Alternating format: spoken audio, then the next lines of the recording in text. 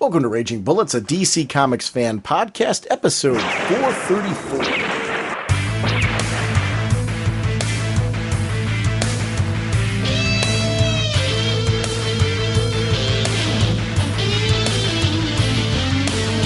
Welcome to Raging Bullets. I'm Sean Whalen, drnorge, and I'm joined as always by my co-host Jim. And we thought we could talk about how much stuff in one episode?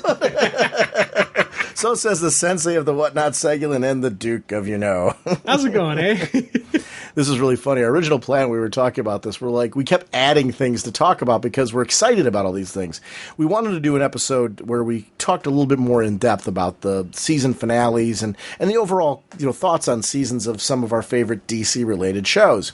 But on top of that, we had Batman Earth 1 Volume 2 come out.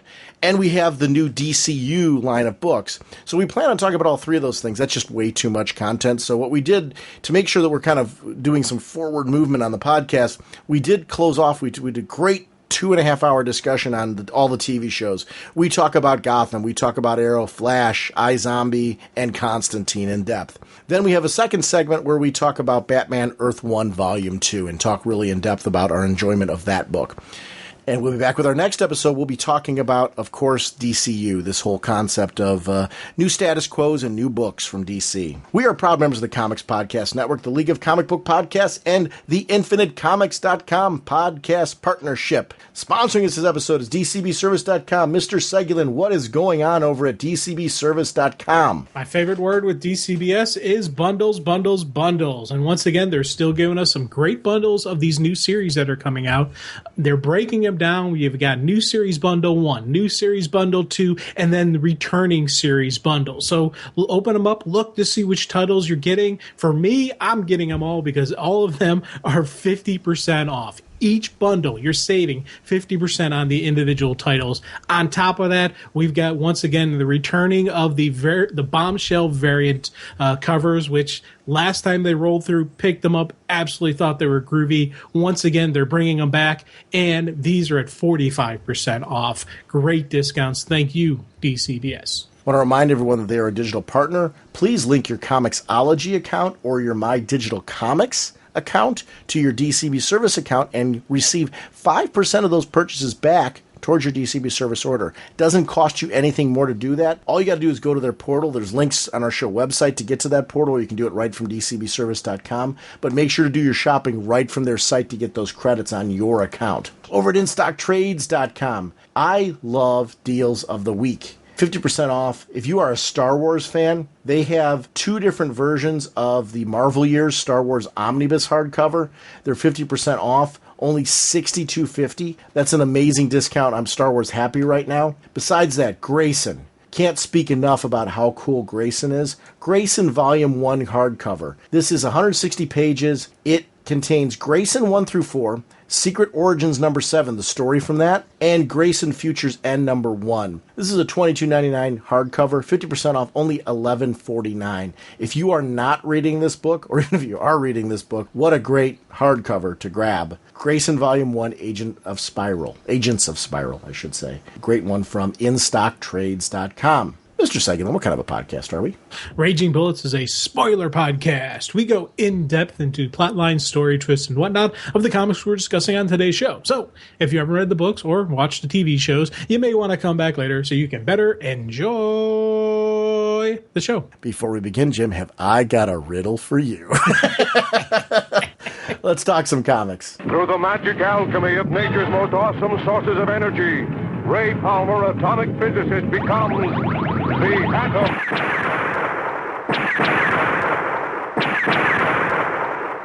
Jim, I want to shout out something really quick, and I got a little confused. It's funny, I saw an email come across my email box about Justice League Gods and Monsters coming out June 8th, and I'm like, really? I thought that was coming out in July. It is, but what this is there's a digital television series that's coming out on June 8th. Justice League Gods and Monsters Chronicles. This is going to be a series that, it's a 3-part television series running June 8th, June 10th, and June 12th. And it's a short series telling us tales set in the Justice League Gods and Monsters world. And for those of you who don't know what Justice League Gods and Monsters is, it's coming up in July 28th. It's a Bruce Timm series, Bruce Timm direct-to-video release, I should say, a full-blown Justice League movie that's a reimagining. It's Elseworlds. It's full-blown Elseworlds. This is a reimagining of Superman, Batman, and Wonder Woman in a whole new world. I'm very excited for this because not only is it going to be Superman, Batman, and Wonder Woman, obviously it's going to be the whole cast and crew are going to be completely reimagined for this world. And I love it that it's Bruce Timm. I love it that it's original. It's not going to be based off of any comic material. It's going to be a brand new original film. They've been trading off back and forth these Justice League films and Batman films, and for the most part, they've all been set in continuity. They shifted over to the New 52 recently. The last one was Throne of Atlantis, the Justice League Throne of Atlantis,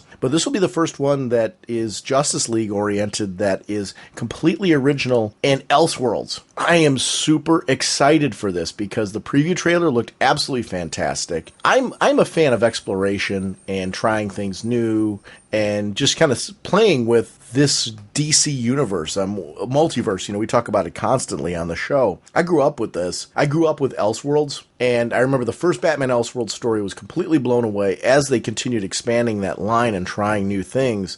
I know you're a big fan of the Red Rain universe for Batman. That stuff doesn't happen unless you try experiments like this. Is this on your radar, Jim? Are you excited for this thing in July? This is the first I'm hearing of it. Okay, but does it sound like something that excites you? Definitely sounds cool. Definitely sounds something I'd be all over. So yeah, I'm excited for this. And it's like you, I'm an Elseworld fan, so it's kind of a neat idea. And Bruce Timm, he's done right by me. So there are creative names out there where if I see the name, I'm like, okay, I'm going to give this a try just because I see the name, and he is one of those guys. Now, the Batman, did you watch that Batman versus Robin directed release yet? I have it now. I haven't been able to sit down and watch it. Okay. For anyone that has that, a lot of times people will miss extras or will avoid the extras. They just watch the main film. This trailer's on that. Oh, and it's on it if you get it digitally. It's on it if you get it on the Blu-ray or DVD, whatever method that you get it. One of the extras on there is the Gods and Monsters trailer.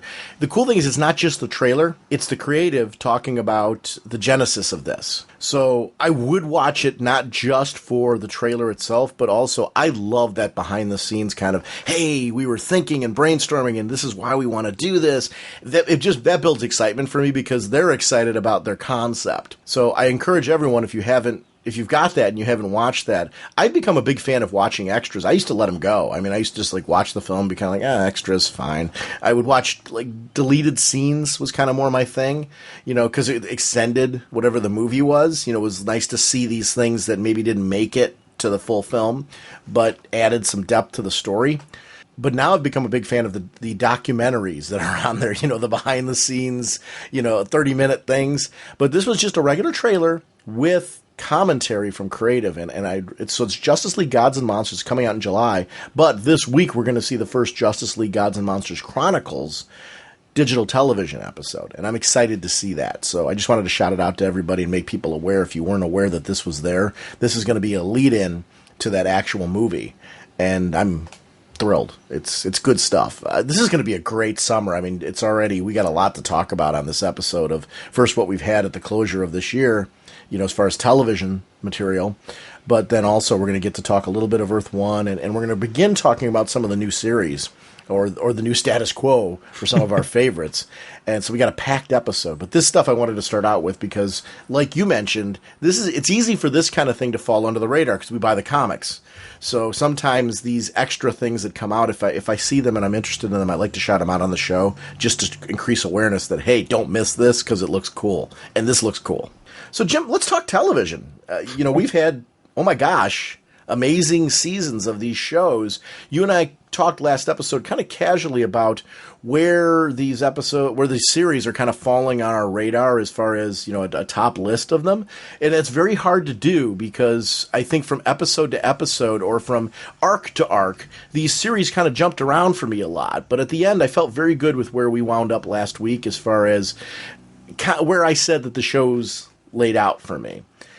Two of the favorites that I want to talk about right from the get-go is Arrow and The Flash. And if we could just go to Arrow, we had that great storyline with Ra's al Ghul was wrapped up in a tight little bow. It went places I expected. It went places where I didn't expect. That was the part I think that I loved about it. it had a happy ending.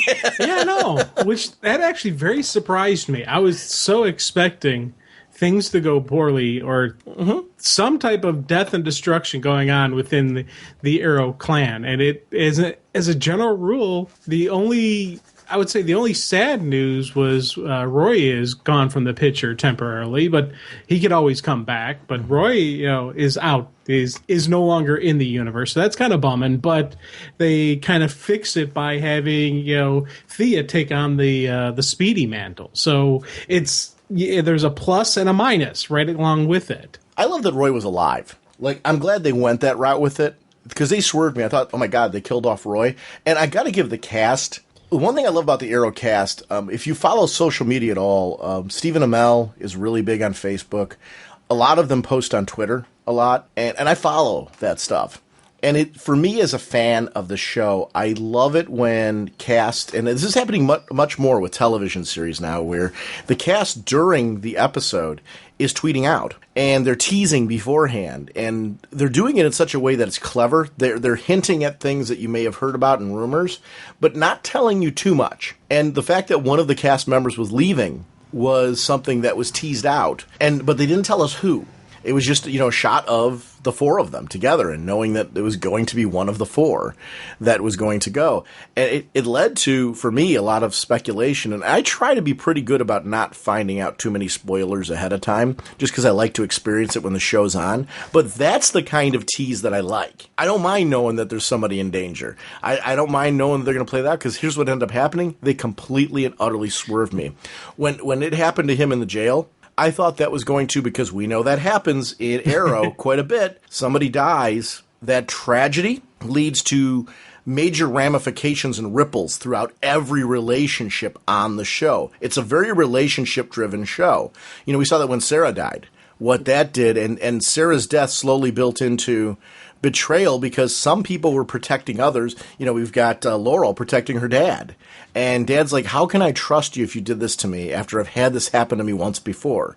It's like, how many lies can I take? How can I trust if we're supposed to have this open and honest relationship?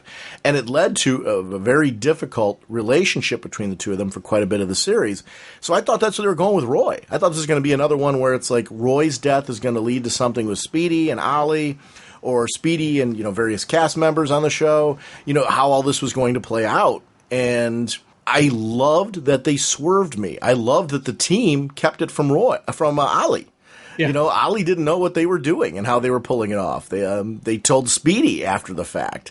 It's an interesting conundrum with this team because I look back at the Roy sequence and I think about how, Diggle's having a problem with Ollie at the end, and I'm like, after what you guys did with the Roy thing, maybe you give Ollie a little bit of a pass. Well, here's the thing with that I never once thought Roy was dead. Okay. But they did swerve me because that's not how I thought it was going to play out. Like you, I was thinking there'd be something going on with Speedy, and I figured she was going to use that to assume the mantle and continue on as Speedy and be the sidekick. Mm-hmm. But again, it happened, but only after a variation. But I thought we were going to get Roy being dead. Everyone's think he's dead, and then you'd see Roy sitting there in a cell. Amanda Waller would walk in, Arsenal, welcome to the Suicide Squad. Oh. I was thinking that it was going to be Amanda Waller who actually set everything up, not Diggle. So to be honest, I like their version better than mine. But that, that's kind of a neat thing. There was still a swerve in that I wasn't thinking it was dead, but I didn't see the way it was going. And same thing with the Roy and Speedy being together. That brief moment, I'm like, what my kind of prediction still could happen, even when it happened. I'm like, I still cheered. I was still very happy seeing her, donning the red and being the sidekick and continuing on because she's got the skill set to pull this off. I was like, okay, this is going to be kind of a neat thing, and I'm very excited for seeing her in the costume, seeing her do her thing. Yeah, and what they've done with her in it already, I think it's been fantastic. I love the way that's playing out. It was the ultimate. You knew that's where it was going, but to me, it's always I don't care if you telegraph something like that. I mean, that's been her arc this season, has been kind of, she was being trained by Malcolm. We knew she was eventually going to, turn onto the side of Angels and be a part of the team. I so loved that journey. That journey mattered to me all the way through, even though I knew logically where it was going. I like the way that it went. I like that they didn't go it's been kind of cliche in Arrow that somebody dies, it has a major ramification on the team. I like that this series is not afraid to play around with their own, kind of go, we did this before. How do we do this differently? How do we present, this other concept? How do we present the sense of danger differently so we're not telling the fans the same story? We're building a new direction. To me, the biggest surprise, I'm going to go to it right now, and we'll obviously jump back to other things. This whole thing ends with Ra's al Ghul. And Ollie goes off. He has a relation, Felicity and Ollie leave together, and they're going to do their thing. They're off the table, at least, as a season cliffhanger and an ending between the two of them. They have this happy moment together. And I didn't see it going that way, because I figured what was going to happen, she was going to be very similar to Diggle, in that, you can't keep doing this. You can't, you've now shut me out again. You lied to me and all that. And instead of that, they go off together. I'm going to be very interested to see where this goes because, are they going to be happy? Is this going to haunt them? Or let's say they are happy. What's going to then, because the show is Arrow, what's going to pull them back to Starling and have them have an active role? Well, my think on this is the quote-unquote death of Ray Palmer is what's going to bring them back. Because the thing ends with his lab exploding, which we know really it just shrunk down. Mm-hmm. But to everybody else, the lab exploded. And Ray had signed over the paperwork and all that, so everything goes to Felicity. So my guess is when Ray, quote-unquote, dies, they got to track Felicity down because she's now in charge of Palmer Industries. And they got to come back for that. And will bring the full crew back together, and maybe they'll bring back Ollie and et cetera, yada, yada. That's how I'm seeing this whole thing play out. Because I don't think any of them are going to realize that Ray's alive. Because we see him in the Legends of Tomorrow clip, and they even in that one little clip they talk about. So your lab shrunk, So they've given the explanation already in the clips, mm-hmm. But I don't think anyone in the Arrow universe is going to know that's what actually happened. It's going to be interesting to see how that plays out. That's an interesting. I wasn't thinking that way. I like that idea. Why I wasn't thinking that way? In the trailer for Legends of Tomorrow, we see the Flash with Ray and all of them. So I guess I was kind of assuming it was common knowledge he was alive. But to your point, there are quite a few of those characters. Like if you take a look at Ray, you take a look at Sarah. These are characters that people think are dead, but yet Sarah's going to be alive. So, and obviously coming out of the Lazarus pit. So it's going to be interesting to see how it plays out with them. I'm excited for that and what it means for the team. But you're right, Felicity then being the owner of the company.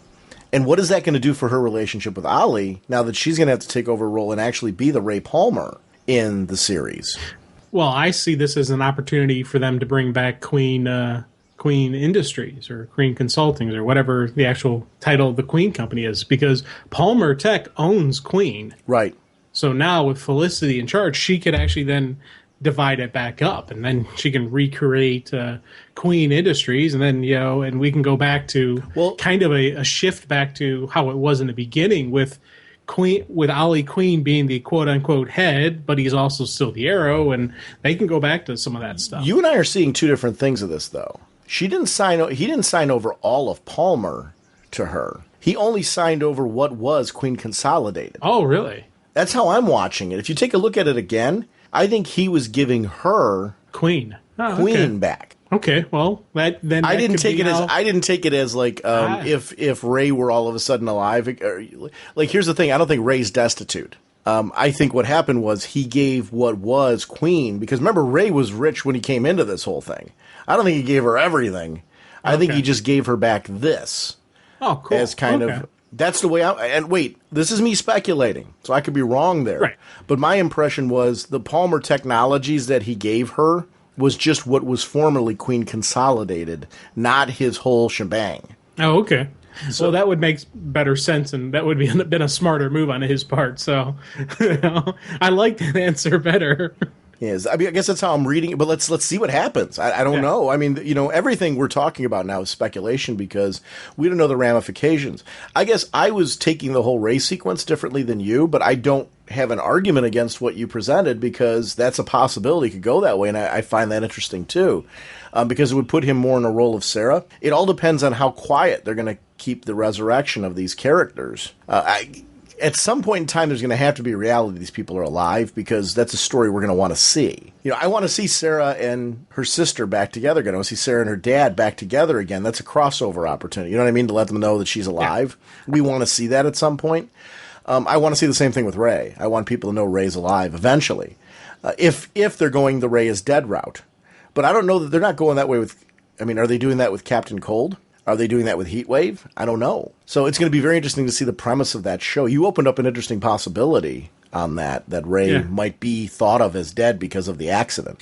Yeah, and it's for me, I want to see Sarah and her father because I think that those two, that meeting more than and for some reason Sarah and her sister. I think Sarah and her father because I just feel so bad for him. Mm-hmm. Because he's lost just so much, and he keeps losing. That he has that moment of happiness, and he loses again, and at moments. And every time he gets to that certain plateau where he's actually like, "Hey, things are good." Oh, that's the kiss of death. Someone dies. Oh, that happened. So I want the guy just to have some joy and some positive in his life, and I think he's the one I'm always wishing for. And it's funny because when you look at him and his relationship with his daughter, when you're on the outside, you can very easily say, dude, forgive her. It's your daughter. But in a way, I kind of get it. I understand what he's going through, and I understand why he's not, he's not embracing her and welcoming her back in his life. He's like,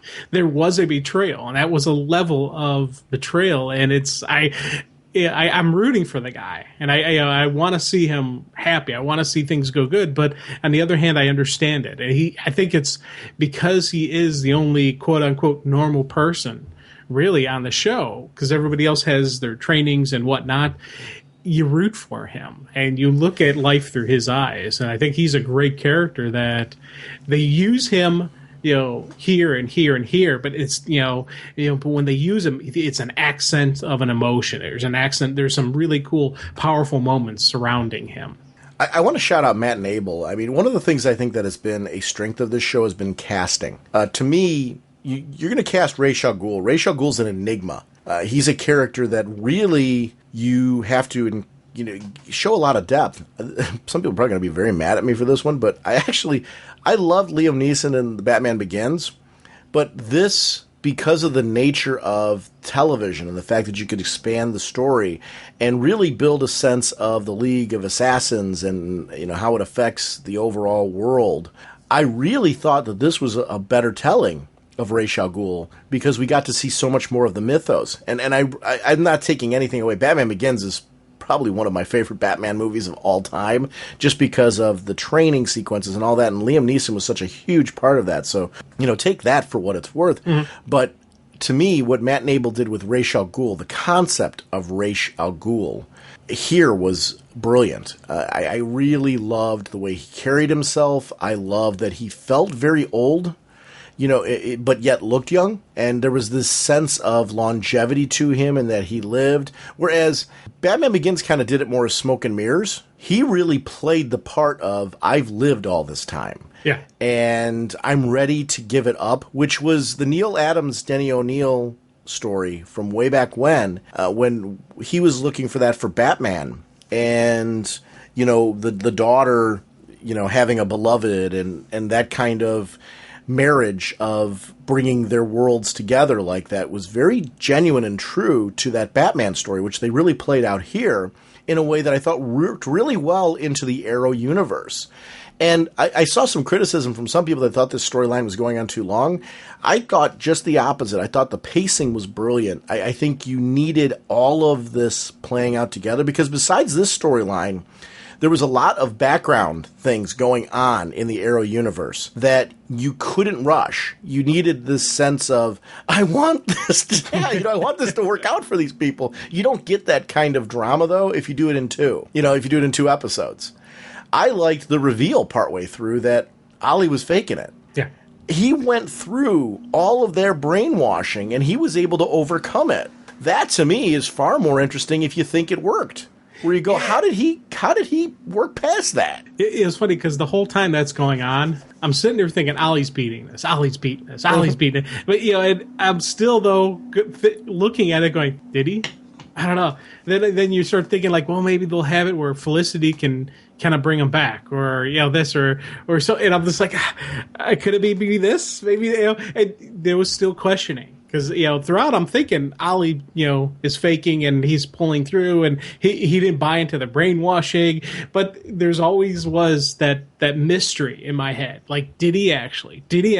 So when the final reveal comes out, I did hoop and holler. I'm like, yeah, I knew it. Okay. I knew he could beat it. I knew he could take him. And it was just, but I think that for me is a great setup where I'm going into it thinking one thing and I keep trying to convince myself, but I'm able to, well, maybe they're going to do this. Maybe they're going to. So there was a lot of doubt in my head that he actually beat it. I think part of that was just how they laid it out. And because it was such a long process, if that had just been one episode of Brainwash, if that had just been one episode or two episodes from beginning to end, there's no way I would have thought that they actually brainwashed him. But because they showed a lengthy period of time that it would take to actually break him, to actually get him to convince it, I think that for me is what kind of sold it on me. Yeah, it was an epic story. I really like that. I like big stories. I mean, you've got to be careful in that, you want to pay those things off and you want to have smaller stories along the way that give you the sense of beginning, middle, and ending. So that way there's a mixed pace to the season that keeps you moving. You want this sense of, oh, wow, we paid off this. We did this storyline. We paid off that. Those are good things that they do throughout the series. They have a good way of keeping that pace going. But you want this overarching big thing to, Ollie was stabbed and almost killed, or was, for all extents and purposes, if it wasn't for, Katana, he wouldn't be with us anymore. And I really liked how this season went with that whole drama with Ra's al Ghul. They built him up to be something big.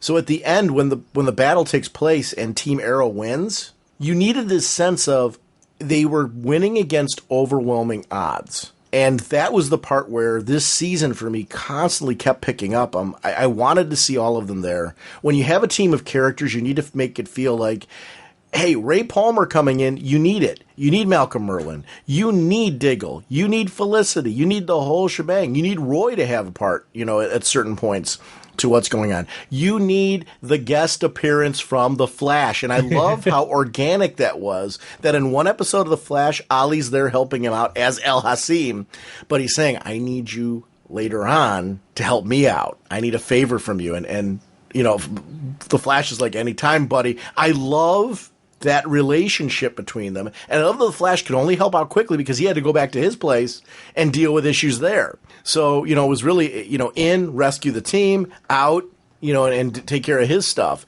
That kind of organic flow was very comic book. To do that well on television and make it feel believable, when you're watching both shows, that's an Easter egg. And that's a well-placed Easter egg. And I really love the writing this season of both programs. It's one of the reasons why when I start mentioning things like that, I have trouble deciding between the two as far as which was the show, because they started to become one show for me. It became a block of programming. And I like that kind of stuff, where you've got these two programs that are so interconnected. I think it was an opportunity that was missed, like when Birds of Prey was on and Smallville were running at the same time. I think both shows would have benefited from a little bit of interconnectivity somehow between them.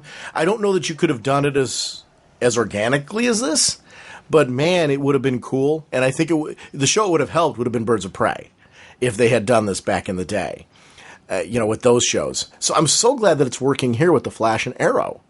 And I can't wait to see what's happening now that they're spinning it out into a third program with it. And I think it's going to work. I think it's going to work and work very well because of how well this has worked. Yeah. It's one of the things that, like, when you're talking about that crossover moment, and it's kind of that thing where I want to see each one of these characters kind of get their own spin-offs. And even like the Black Canary, you sit there right now, the heroes in the city, we've got Black Canary, we've got Speedy, so right there's the beginning of your new Birds of Prey. And I'm like, man, that'd be kind of neat if we could, add a couple, throw in Katana into the mix. We now have a power trio. Same kind of premise of the female heroes, fighting together. I'm like, that'd be kind of neat. Just that you add Felicity into the mix. She's your, she's your Barbara, she's your Oracle. It's funny because I keep thinking different stuff like that. I know they're not going to do it, but it's still and it's part of because of this growth, because of this development, because of these crossovers, because of this television universe that they've created. And it's one of the strengths that Arrow has had because of these multiple seasons, that they introduce these little bit people you think are going to be a little bit characters, and they grow into the major focus point of the episode. I'm like, it's something that I've enjoyed the most about Arrow, and it's something I'm looking forward to with Flash, with the more seasons coming up, with them developing and taking the characters into different directions. Yeah, that's exactly right. I mean, it's the nice part about this show is, sure, I'd love to see a Diggle series, but the reality is you're going to spread it too thin if you do that kind of stuff. But I'm with you. Like when you were saying all that, I'm like nodding. I'm like, no, I get it, because I want to see more of these characters too. And I think that's important in a series, that you look at all the, like, I'd watch a Detective Lance show now just because I like the character so much. So, those are the kinds of things when you've got characters that are so interesting, and the cast is just as important as the lead. And that's really when a show starts to become an ensemble show. Flash does that very well, too. And Gotham does.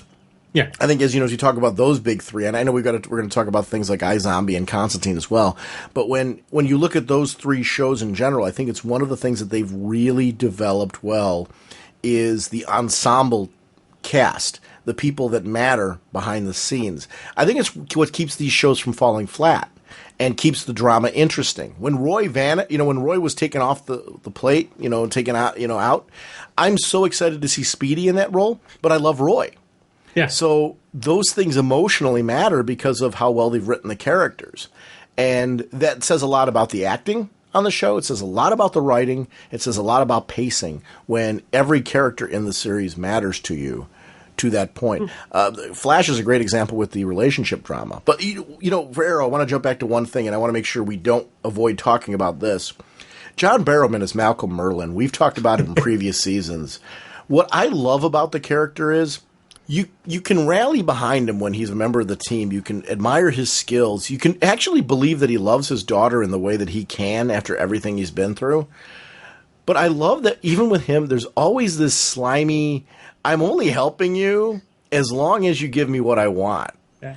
And he's always got an angle. He's always got something that he's getting out of every experience. In this case, I did not see that coming, that he was going to become the leader of the League of Assassins. I didn't look at it as he was going to take that over, yet I was hoorahing at that. I'm like, oh my gosh, this is so Malcolm Merlyn. Here I am thinking, man, maybe the guy's turning a corner. Maybe he is becoming genuine and he's doing all these things. When in fact, no, Malcolm was still out for Malcolm. Yeah, that whole thing was actually a really cool moment, because throughout, as the story's going on, I'm thinking, okay, Ali is going to be quote-unquote Ra's al Ghul, but his wife is going to be the one who actually runs the League. And that's how the whole time I'm thinking that's how they're going to play it off, and that's how it's going to end, with Nessa being actually in charge of the League. Because if he's Ra's, he can reset the rules. He can change stuff. He can say, hey, this is my appointed, person who will run the League. And, and that's how the whole time I'm thinking that. So when they actually did the big reveal with Malcolm taking over, I'm like, I didn't see that coming. And then, of course, you have Nessa right there to keep him honest. They have her right there in position just to make sure he doesn't break the unwritten rules and the promises he made to Ali about how the League is going to run. So I thought that was a really cool swerve for me, but then a really nice accent why Ali would actually make that deal, why Ali would let him have that role, because he's got somebody he knows is honest, who will keep him honest, who will be right there throughout the process. Katrina Law as Nissa, I thought did a really, really good job. Yeah, it just the physical action she did, the emotional action, when even like the moments when she's talking about her beloved, when she's talking to talking to Dinah about her sister, when just those moments where you get this really cool, just the look and just that. The fire in the eyes, but also that loss. She had that nice combination where she could still look like someone who could seriously hurt you, who is a honest to God, really butt-kicking warrior, but you can see the tenderness. You could see the emotion there. And I thought that is a hard thing to pull off. Someone can pull off emotional, you can pull off, butt kicker, but to have it where you don't lose either one at the exact same moment, that takes some skill. And she was one I enjoyed. I was glad they didn't kill her off. And again, she was someone I wish they could have had more interactions with and actually more of a role, but her role right now, she's still in the story. She's still on the show. It's just she's handling different things. And I think that's the best part on how they do with the cast, where they're not written off. They can always come back at any time. Katie Cassidy's transition into Black Canary, I think, has been really great. I've really enjoyed it. And I like that Sarah's going to become White Canary. I like this whole idea that, Katie Cassidy now is Black Canary. That is the character that is going to be Black Canary moving forward, and that is going to stay in place. And I like that. I really like her role. I like her reasoning. I like her training. I like that she took on training from Nyssa to become something more, to advance herself. Training in this show has been something that I've really liked, because I grew up a Batman guy. And one thing, though, is, like, I mentioned Longbow Hunters many times on the show. When that miniseries was coming out, that prestige format miniseries was coming out, I was excited because Green Arrow was a character growing up I always enjoyed. I liked Green Arrow. I read him in backups in Batman stories and, saw him in cartoons, but I never really had the chance to read him regularly in comics, unless it was a team book, to Longbow Hunters. And Longbow Hunters really, with Mike Grell, opened me up because it was very street level and gritty. He wasn't using a lot of trick arrows. It was really about, I am the best archer, and I have to keep building that up. And, I'm not against trick arrows. I love trick arrows. I actually love the way that the show brings them in, with the idea that a lot of these arrows are tech, which is very current today, and why wouldn't you do that when you're going up against metahumans and stuff? And I've loved that idea and concept in the show. It's made kind of the trick arrow concept very today, and it's made it cool. I love the training part of the show, though. I like that Ollie has to be very well trained in order to do what he does. His sister has to be trained. Laurel has to be trained. John Diggle, is keeping up with training. These are not metahumans. They have to train. And that part of it, I think, is something I've always enjoyed that with Batman, the idea that he's this man that's honed himself to perfection. He's devoted his life to being that. And you see that with Ollie's training in the show, and it's something that I think is always it stood out for me, and it's one of the reasons why it is, being a Batman guy, is one of the reasons why this is one of, if not my absolute favorite program on television right now. I really enjoy seeing that come to life in a way that feels very real world. They don't use a lot of effects, and when they do, they matter, because it's the world feels very real. It feels very gritty. It feels very tangible. And there's something to that. The Flash, I think, does that very well, too. Everything feels very tangible. And when effects are used, they're used for purpose. They're not to overdo it. Sometimes you get too much with effects and it starts to disconnect. You don't feel like this is really happening. With these shows, I think one of the keys of them has been, there's this sense that this stuff's really happening. This is real. This is the real world. Like, I can go and walk in that city, and I want to do that. I want to walk in Starling. I want to see these buildings. I want to, and they have done a great job of making me believe all of this exists, and you could visit it. And that's important. Yeah, see, if you go visit the city, take pictures for me, because I don't know if I want to go to that city, because a lot of really nasty stuff happens there. How many times has that city almost been blown up? How many riots of crazy meta people have we had? And just, I think it's a city I'd like to see on TV, movie, news clips. You can take a bunch of pictures and tell me all the cool places you visited if you make it back alive. That'd be thing. But I think that for me is one of the neat things about the show is, like how we always say Gotham is a character in any good Batman story. Starling City is also a character in in Arrow, and I think because you're talking about how it's a place you'd like to visit, I'm having that same reaction I have to Gotham, where hey, it's cool.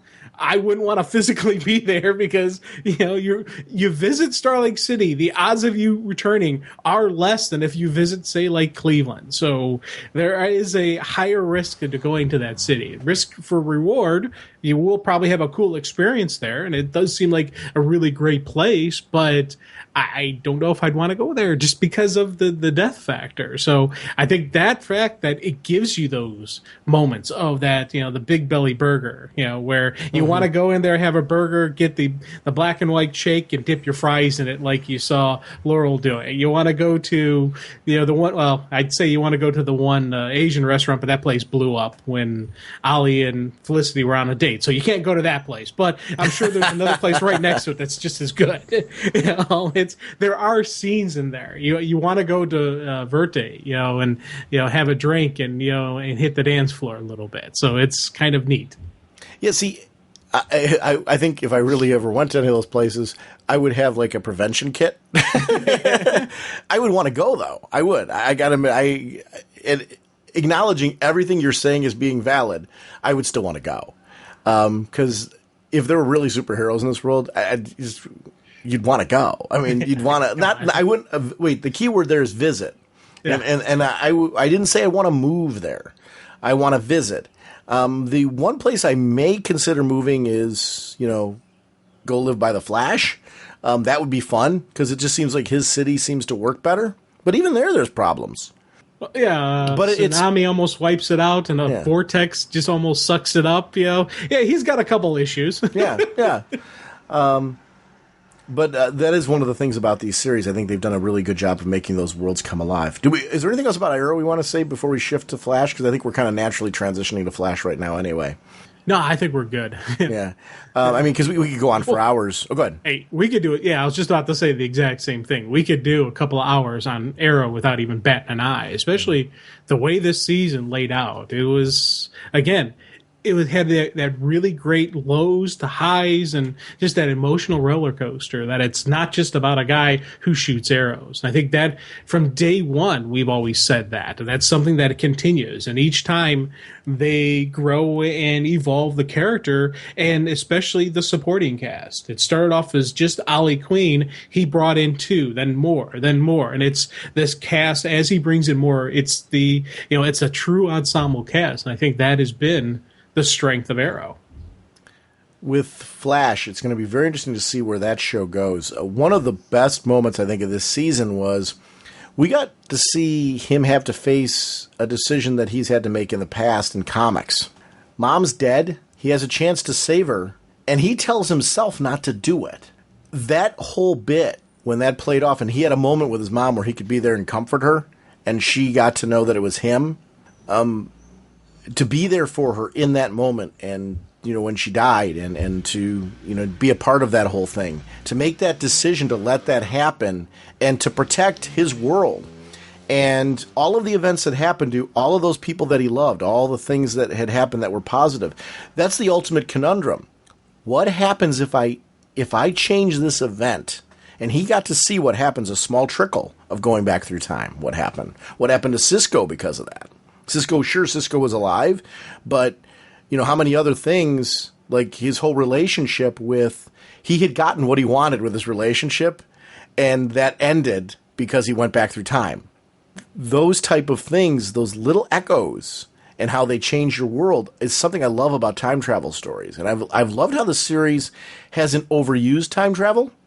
But because of the nature of the Reverse Flash and how it plays into the series, you have to bring that into there because it's the main premise of, in this world, Barry's mom died because Reverse Flash went back through time to cause that torment to Barry. But then had to go and create Barry in order to get back home. He created his own problem. By the fact that he killed the mom, he had to then go and cause what he stopped. See, I took it he went back in time to kill Barry. I'm sorry. Yes, you're right. And then, when the Flash saved young Barry, yes, he took consolation in killing the mom. Mm-hmm. But then he realized, oh crud, I now have to create this thing that I hate. And I thought that, for me, that was a really cool moment, because just from the very beginning, we kept asking, who is Harrison Wells? Who is he? Is he, and we kept throwing on the theories and speculation. I love the fact that how they finally did reveal, yes, he is he's Thrawn. Yes, he is, the Reverse Flash, but why he had to do it, his motivation behind making Barry faster, making Barry better. He made the Flash into the hero that the Flash is. And throughout the process, you're like, yeah, it completely makes sense. You can't trust the guy, but you see why he's doing it. And I thought those were some really cool, especially throughout this season, the rationale behind him, and just some of those moments where you're like, you get to see the evil in him right 1 second after seeing something good. You're just like, oh man, he's a really cool character. Did you read the 3 Heir to the Empire Star Wars books? Yes. You just called him Thrawn. I did? Yeah. Oh, well, hey. It was the Admiral of those books. I was sitting here like, well, we're channeling some Star Wars here. I like it. To your point, and you're right to correct me on that, he did go back to kill Barry, but the end result was, and this has been the premise of the whole season, and you're 100% correct. I'm glad that you clarified that. He got angry because Barry was saved, and basically as an act of defiance, or he killed the mom, and set a chain of events in motion that Barry now had to let stand. That's a hard thing to do in that moment, like to realize I have 2 choices here. I either save mom, or I let this go and comfort her and have this moment with her. And I loved the choice. I really loved the choice. I loved the reasoning behind it. I love that there was enough material and enough conversation and enough depth predating that to show Barry as to why he had no choice there, including the fact that he himself told himself not to do it. Yeah. That whole thing was, I think, just an amazing play out. And that matters. When you tell a story that well that you can sit there and go, oh, I get how difficult that choice might have been. And I love that he had the moment with mom. That, to me, was, I think, one of the better parts of the episode. Then when he came back through, the shock of everybody that, like, he made the choice to let this timeline stand, their world stand. Who knows, by making that choice, he may have set a timeline in motion where he and Iris do not wind up together. You don't know how that's going to play out. That's a risk. You could be giving up love again because you had it, you went back through time and lost it. Now, who knows what would have happened if he'd let mom live? He and Iris might have wound up together, but something horrid might have happened to those close to him because of that choice. It really is a conundrum of what do you do and what are the ramifications of it. I'm so glad that he made the choice that he did. I really loved the way that episode played out because they had done so much good. They'd saved so many people with what they'd done with him as the Flash. How can you discount that? That part, talking to the dad about that decision, and the dad basically pointing out to him, listen, you need to understand, what your mom would have thought. And Joe encouraging him, even though for Joe it meant the loss of a son, because Barry had been a son to him. But the two of them having that moment of realizing that, Joe basically saying, hey, look, this relationship we have, we will find it again, and that type of thing. I loved every bit of that moment because, again, they're all characters that I care about. Joe, Barry's dad, Iris, Caitlin, Cisco. These are people that matter to me. I'm rattling them off without even looking, because they're characters that stand out to me. Harrison Wells was a character that there were times this season where I'm like, oh, I'm hoping that I'm wrong about him. I'm hoping that he turns out to be this mentor advisor and he's just protecting Barry for certain purposes. Not realizing that, in fact, he was who I thought he was from the first episode, Bart Thawne. And I love that even though I was sure that it was him at the beginning, they swerved me partway through where I'm kind of like, maybe I'm off. Maybe I'm a little off on this and they're doing something a little different on this one. Or maybe on some level it's going to wind up being Eddie. And I like that it wasn't. I liked Eddie's arc too. Eddie's a character that I've grown to really like. And I like that Eddie stood up and said, you know what, I'm going to control my own destiny here with Iris. And I want to see more of the Eddie-Iris relationship. I ultimately want to see her with Barry. But I love the Eddie-Iris relationship and how it plays out because I actually care about those characters as well. The show is very well written with that. I like that this was the one out of the batch that ended in a major cliffhanger. Well, the Eddie-Iris story ended. And we saw its ending. Right. And it was funny because that's something that I love that moment. I thought it was, I loved how the story played out, but I disagreed with it. I wish they wouldn't have killed him off. Well, I wish he would have lived. Is he dead? Now, let me clarify that. He died there in order to end. See, I guess here's part of the problem. With the cliffhanger that's left, right? All bets are off. Yeah. Oh, they can definitely make some changes.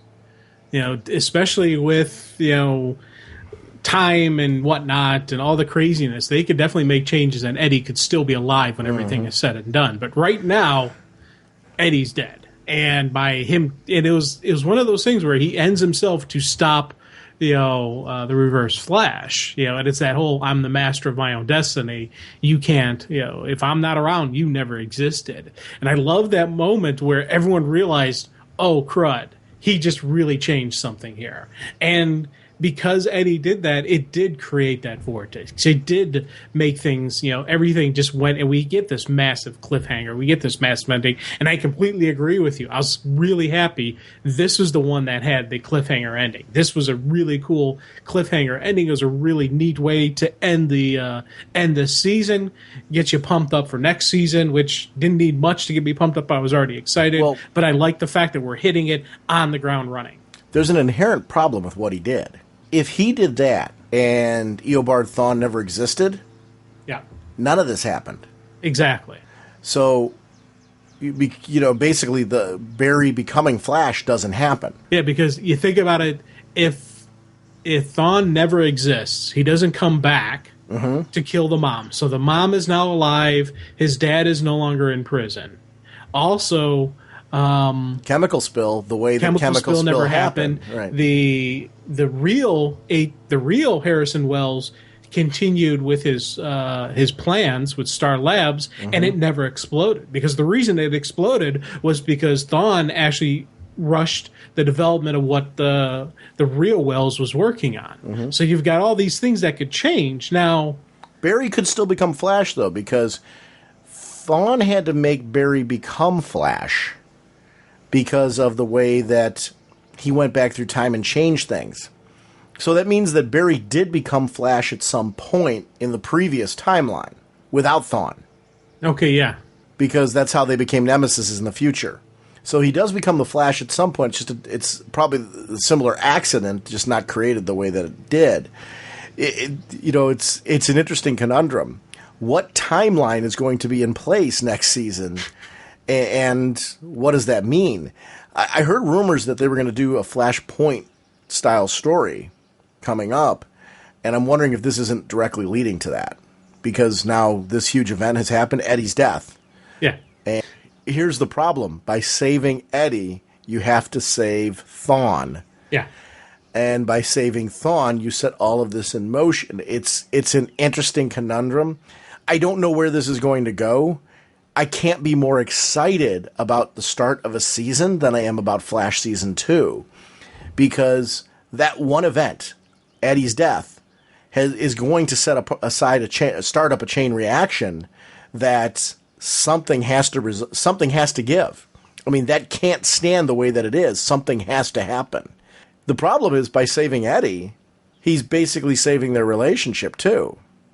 That's the part I love about The Flash. And one of the things I love about the character in comics, whether it's been Barry or Wally, at their best, these are shining characters. They are a bright light.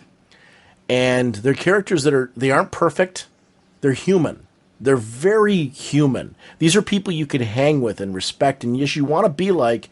I like the distinction between the Flash and Superman in the sense that Superman to me always should feel like you look up to Superman. With Flash, you can sit next to him. And there's a distinction between that, yet both share these unique qualities of being good.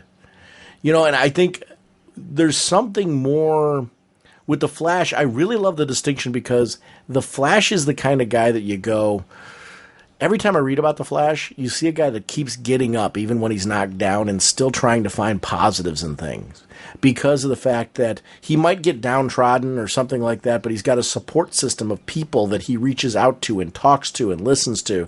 And he's uniquely that just really good person.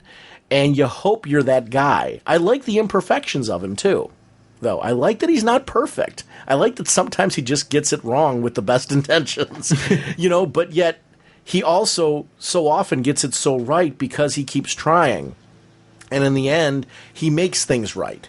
He doesn't just give up. He keeps going. He keeps running. That's that concept of the Flash that I think is so super cool. This show, it's funny. I was in an interview with Jeff Johns I just saw recently where he was talking about some of the negative pushback on the Supergirl trailer and was talking about, how people thought the same way about the Flash. And I so agree. You know what? That's a hard argument to take. When I saw that Flash costume, when it was first revealed, I was like, whew, I don't know. But I was willing to give it a chance because I wanted it to be great and I want it to be a great Flash series. But he's so right. Like that costume now, I like it. I really like it. I like the Flash costume now to the point I ordered a statue of it. Whereas if you told me that when I saw the first teaser of that picture, I would have been like, no, I'm hoping the series is going to be good. But I've got some issues with the costume, but I'm excited for the series still. Now I'm like, I love the costume. I love the series. I love the character. They've sold me on everything on it. I'm giddy. I'm Flash giddy now in a way that, is making me very happy. So the Supergirl, I want that to do the same thing. And Jeff Johns' point's correct. And it is because of the fact that they've so captured, whether you're a Barry fan or a Wally fan, this is what the Flash is all about. It really is. This is the Flash concept at the core. And I've been both. I'm a diehard Barry fan now, just as much as I'm a diehard Wally fan. I don't consider myself a Wally or Barry guy now. I consider myself a Flash guy. And it's because of great writing in comics, great writing in television, that I love when the Flash concept's done right, and right now they're doing it right everywhere. Yeah. This show has actually made me enjoy the comics even more. Mm-hmm. Because, again, it was... I always used to talk about how sometimes in moments when I'm reading a Superman comic, I would hear the theme and I would picture Christopher Reeve's voice doing the lines and stuff like that. And I had because of that connection that I had to the Superman movie. I find a lot of times in Batman, when I'm reading a Batman title, I kick it into the Batman voice. When I'm doing the Batman lines, when I'm reading what he's saying. What voice? The Batman voice. Okay. All right, just want to make sure. And no, I'm not going to keep talking like that. That hurts my throat. But I find myself doing that. And now I'm getting to the point when I'm reading The Flash, I'm hearing the Flash's voice. I'm hearing that, that kind of that cadence and that style, and just the way he is. Especially it's kind of a thing where I was becoming a Flash fan. I was starting to understand and get the groove of the character, and I was really digging some of the stuff. But there's now an even deeper connection, and it's weird because even with Arrow, because I love Arrow, but I'm still not. I don't know. I kind of have it's the Ollie Queen in the Arrow comic book. I'm not hearing the Ollie Queen from Arrow TV show. But with Flash, I am hearing that voice. I am hearing that style. I get that feeling that it's the same type of person. Not all the time, but I'll have moments where I'm like, oh, okay, and it kind of just flows and fits. So it's something that this TV show has actually helped me enjoy the comic even more. And it's, again, as the process is going, as the character's becoming, I'm thinking off page, I'm thinking other stories, I'm thinking spin-offs and other characters that they can use and come back. I was, when they introduced the concept of the Rogues, I thought that was absolutely perfect casting. I was like, oh, this is Captain Cold. Oh, yeah, we got so cool. And I was really digging the Rogues. And then we have Grodd. Oh my God! Just that first introduction when they showed the cage with Grodd scrawled on it, I cheered. I was like, "Oh, this is going to be interesting." And then when we finally get to see Grodd, and we get to see this, and it's a CGI, gorilla. They didn't actually do a guy in a gorilla costume or anything like that, but he still felt real. He still felt living. And I was like, this is really cool, Grodd. I was really digging how they use Grodd in this. So there's again another show where the superhero is awesome. His supporting cast is cool, but he's got some great villains and he's got some wonderful rogues that I'm like, man, this is some of the stuff that's making The Flash a really awesome show. Well, Grodd, Ra's al Ghul this season, Reverse Flash. Talk about some villains that really have felt like they were more than one hero can handle. And I think that's important when you start developing these things. Like, why do we need these superpowered villains? Why do we need these heroes teaming up? Because of the fact that some of these heroes are larger than some of these villains are larger than the heroes. And the idea that they need each other's separate skill sets and viewpoints and experiences to make these things work. The idea of friendships developing, in these team-ups.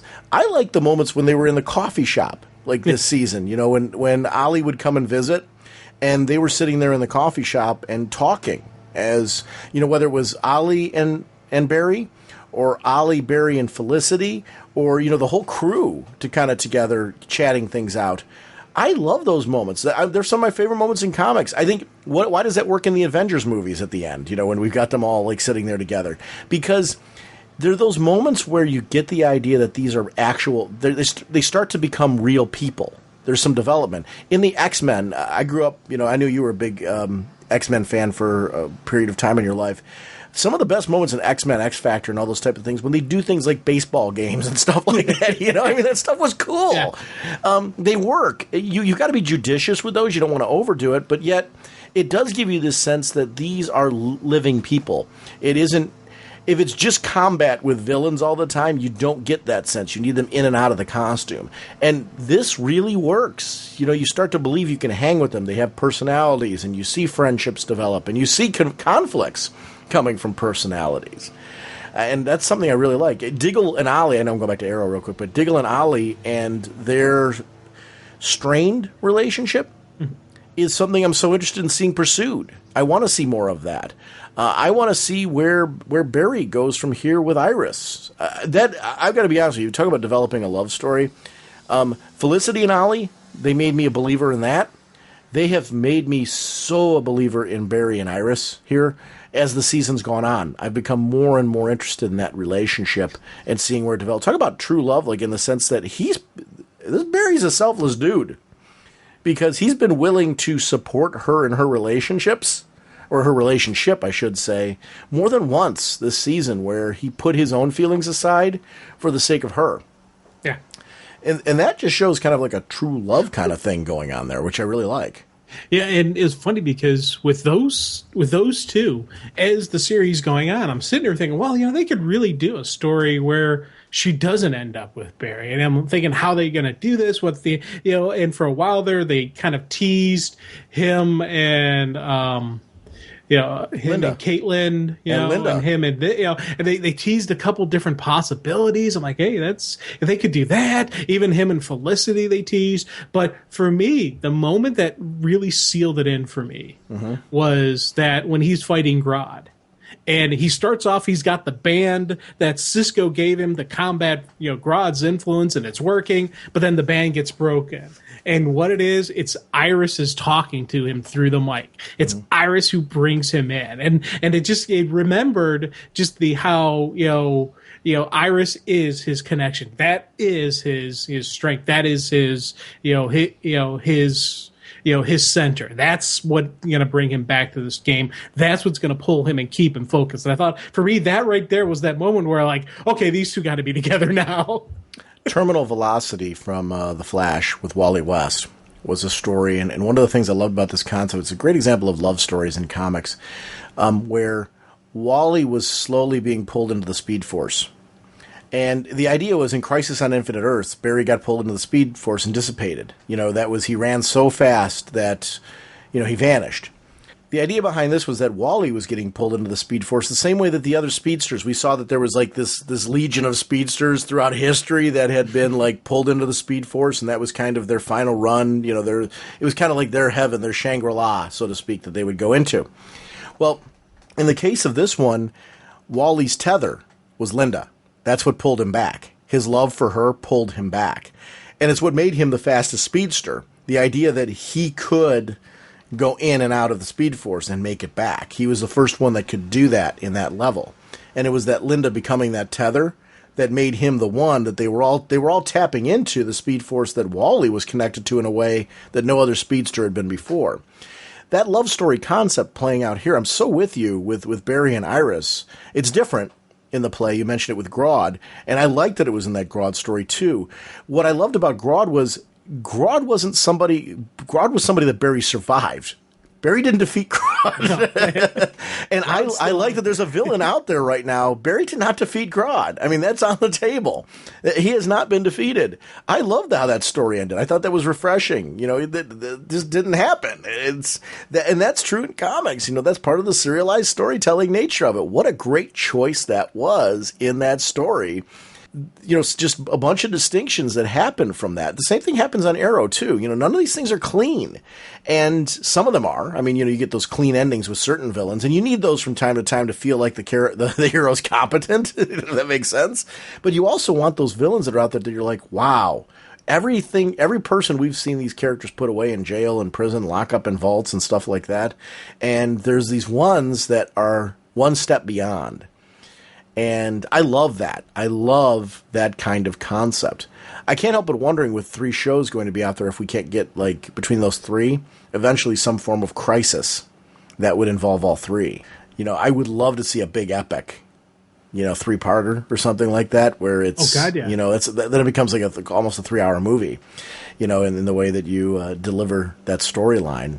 You know, between the, well, not quite 3 hours because of the fact that they're like, 40-minute shows or 45-minute shows or something like that, right. Depending with commercials. But still, you know, you can get a big, meaty storyline between the 3 of them involving all the characters that I would love to see play out in a 3 or 4-parter. Yeah, and I love the fact that, because you mentioned how you have those clean moments and you have those captured, but they also did a great way to clean the slate on Flash where all of the bad guys are now out again. None of them are in custody, and they explained it within the story with that great where, you know, once again, Barry, he's like, hey, we can't let these criminals die. We got to transport them. So he's going to transport them over, again, crossover with Arrow. Great connection. We're going to transfer them over to, you know, Niem Lu. I always, whatever, how, the Chinese island. Lian Yu, the Chinese island, and they're going to, you know, do that. And that was the whole thing, how that played out. I thought that was a great, again, Captain Cold double cross.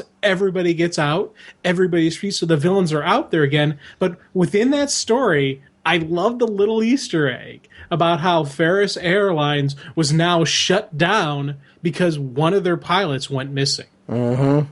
You know, and again, I'm like, as soon as they said that, I'm like, oh boy, are they bringing Green Lantern into the TV show? Are they bringing in Hal? And that was, again, right within that really cool episode of a great way of getting rid of all these villains. They give us that nice little Easter egg. Now, I haven't seen any rumors or speculations or anything like that about Green Lantern, but they introduced the possibility of it, you know, as, you know, could happen. Just like whenever they mention Gotham or if they ever mention Metropolis, you know, you get that little hee kind of tingling, giggly going on, going, oh yeah, maybe we'll get something here. Well, you know, it's, you know, I love when they do that kind of stuff.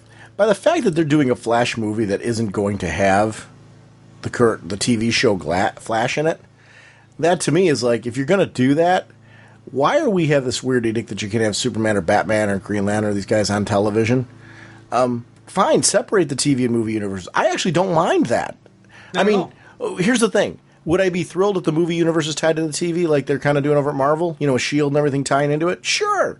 But on the other hand, if you're not going to, and Daredevil, you know, supposedly tied into all that too, sure, that's great if you tie that up in a nice bow. But if you're not going to do that, I'm cool with that too. But then don't lock off certain characters. Why can't we? Like, why can't we have an Aquaman on television in one of those? Why can't we have a Wonder Woman? Why can't we have a Batman and a Superman? If you're going to separate them and then embrace it. and not saying that they need to be regulars. Cameos. Go ahead, do a cameo.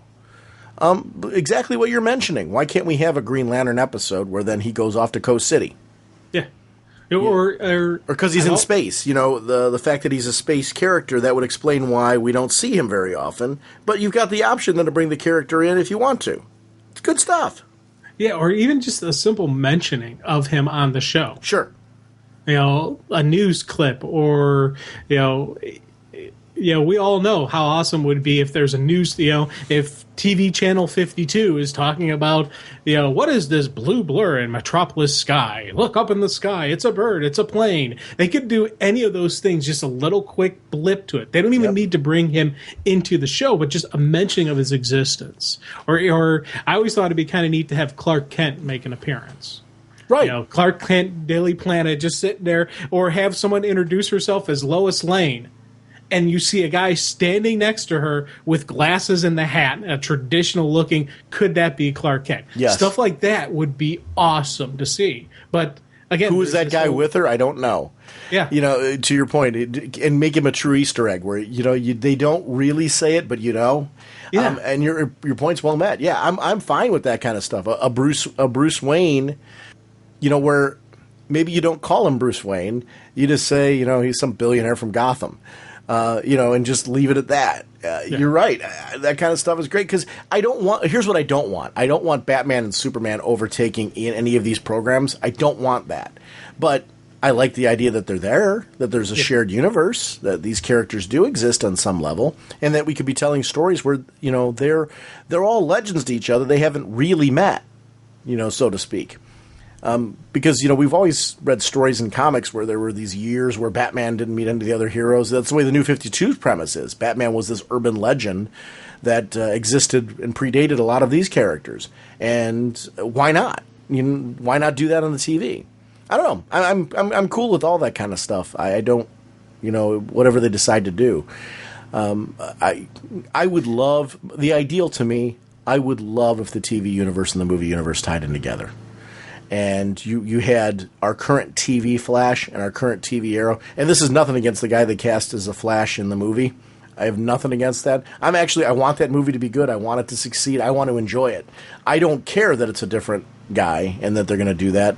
The only catch is it would be nice if these all just tied in together and you had that guy in the movie Flash be Wally or something. I would, for some reason, you have other Flashes out there you can make that work with.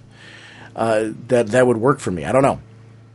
Yeah, and like you, if they did it, it would be kind of neat. But to be honest, I'm happy with, for me, the ideal situation isn't a complete connection and merger. Let's keep the two universes separate, but let's let the TV universe have the full access. Well, that's for me. That's the we agree. For me, that's the ideal.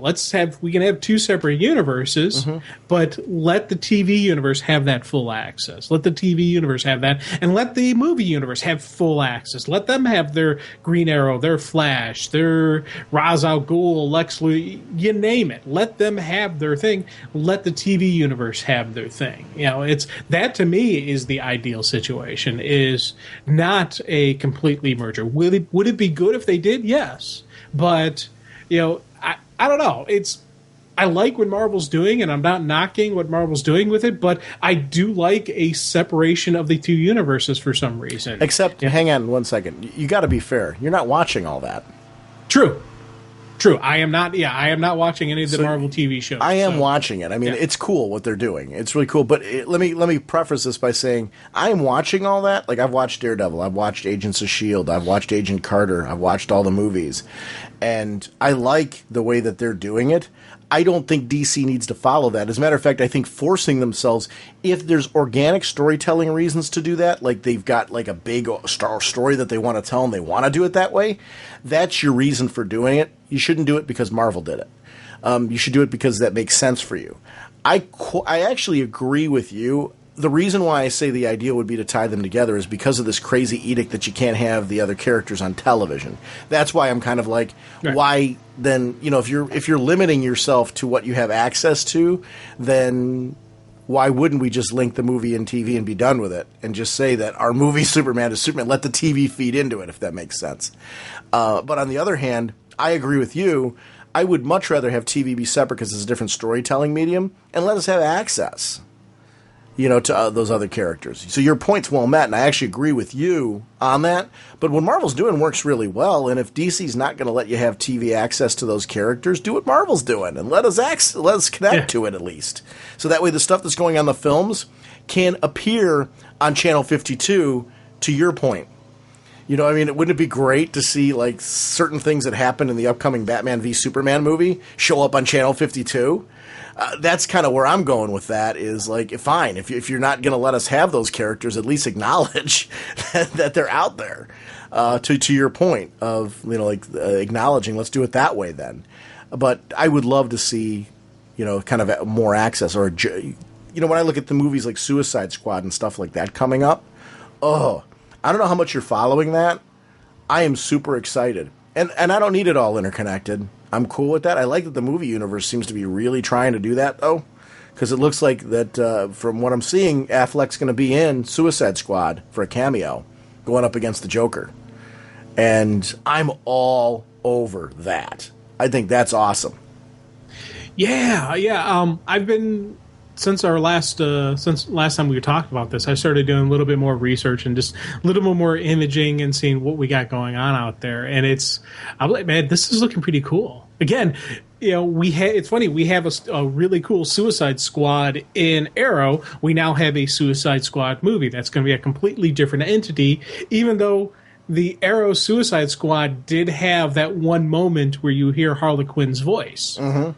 We never saw the actual person who was Harlequin, but we did hear the one "I'm a doctor" kind of voice, that Harlequin voice that said "I'm a doctor." I'm like, hey, come on, that has to be Harley. So they have brought in, kind of a little Easter egg for us. So we do have, and we have this a completely different Deadshot, obviously, with Will Smith playing the role. And again, he's an actor that I really like his stuff. So you hear his name's attached to it. I'm like, cool, I'm in. Mm-hmm. Let's see what he does with the character. Kind of curious to see how because that's a character who's been kind of good, kind of evil, kind of middle ground, mercenary.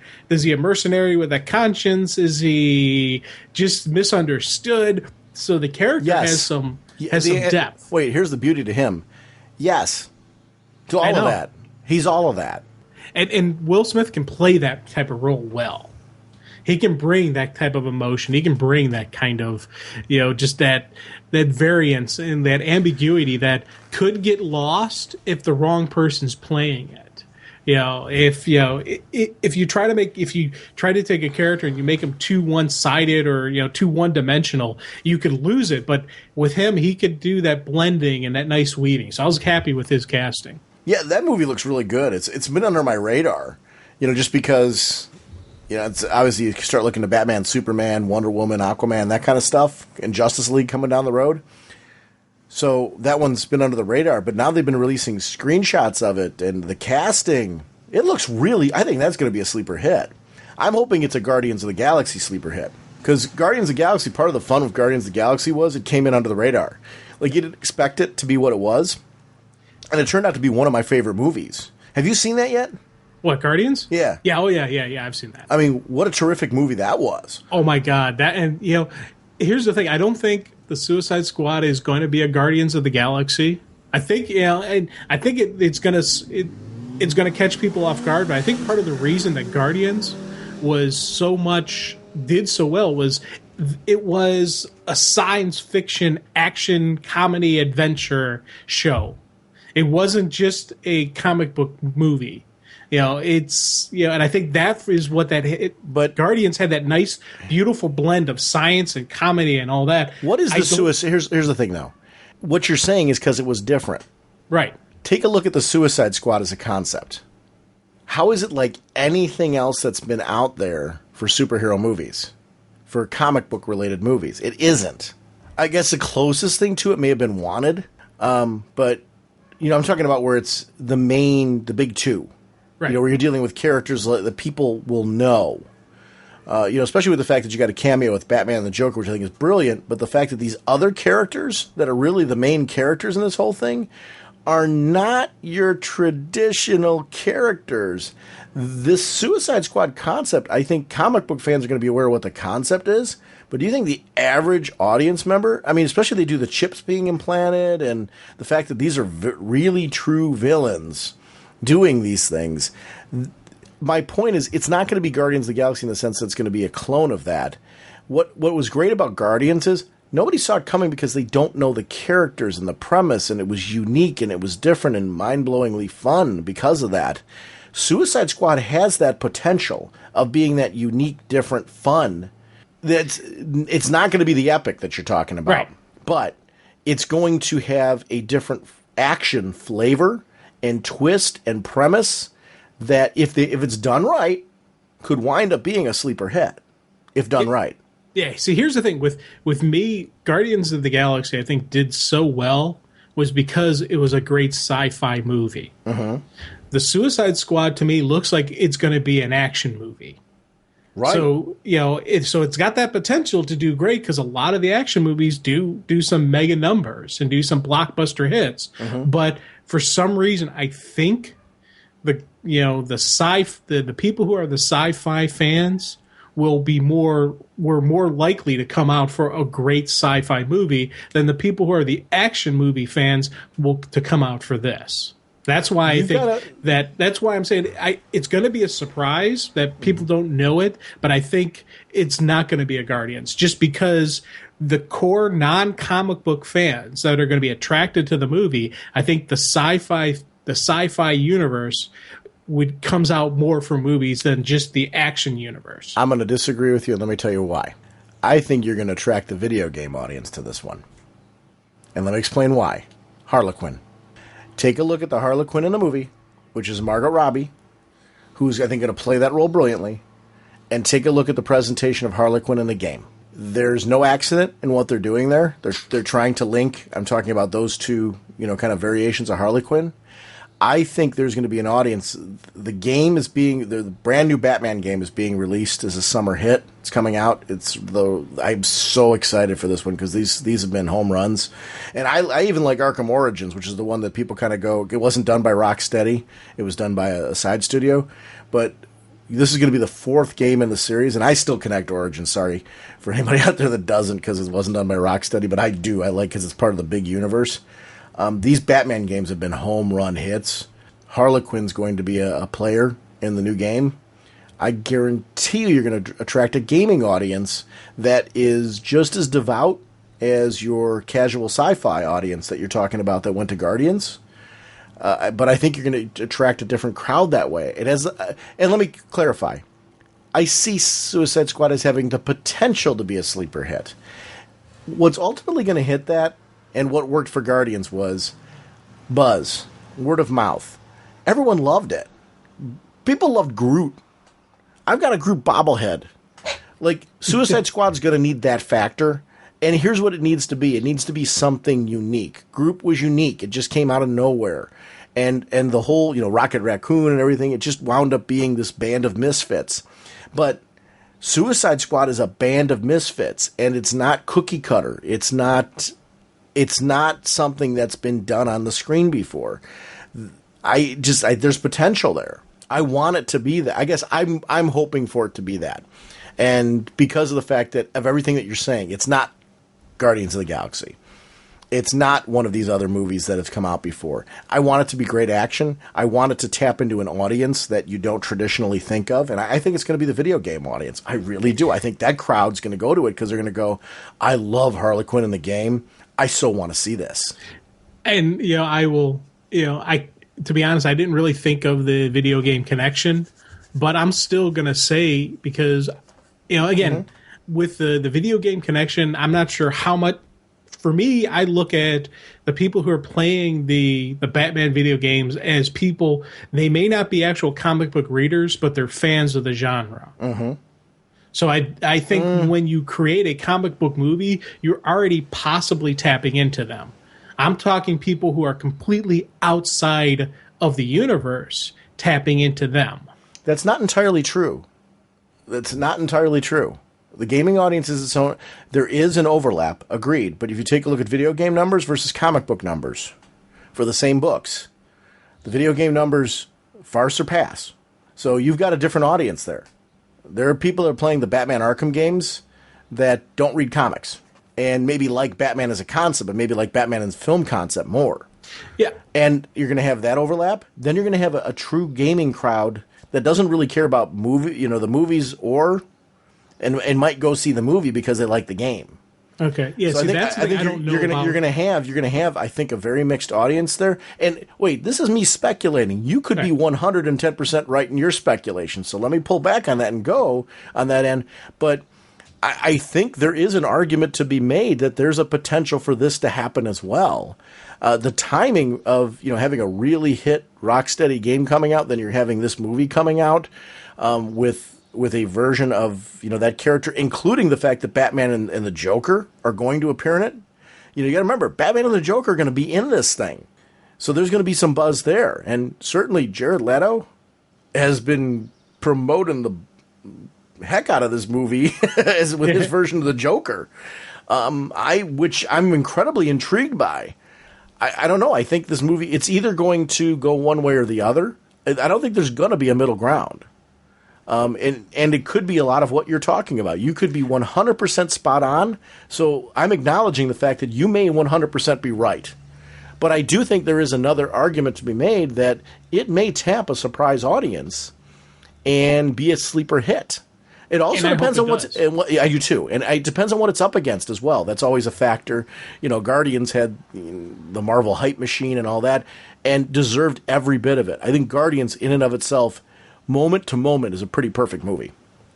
Yeah, Guardians that one fired on all cylinders, and that was an outstanding thing. And I hope this is a huge smash, and this is something that explodes. Because as I said, it's an action genre. It's got a little bit of comics. We've got some names in there. We've got some actors who know what they're doing, who do the craft very well. So there's a definite potential for this thing to be huge and for this thing to really hit and be one of those, holy crud, I didn't see that coming.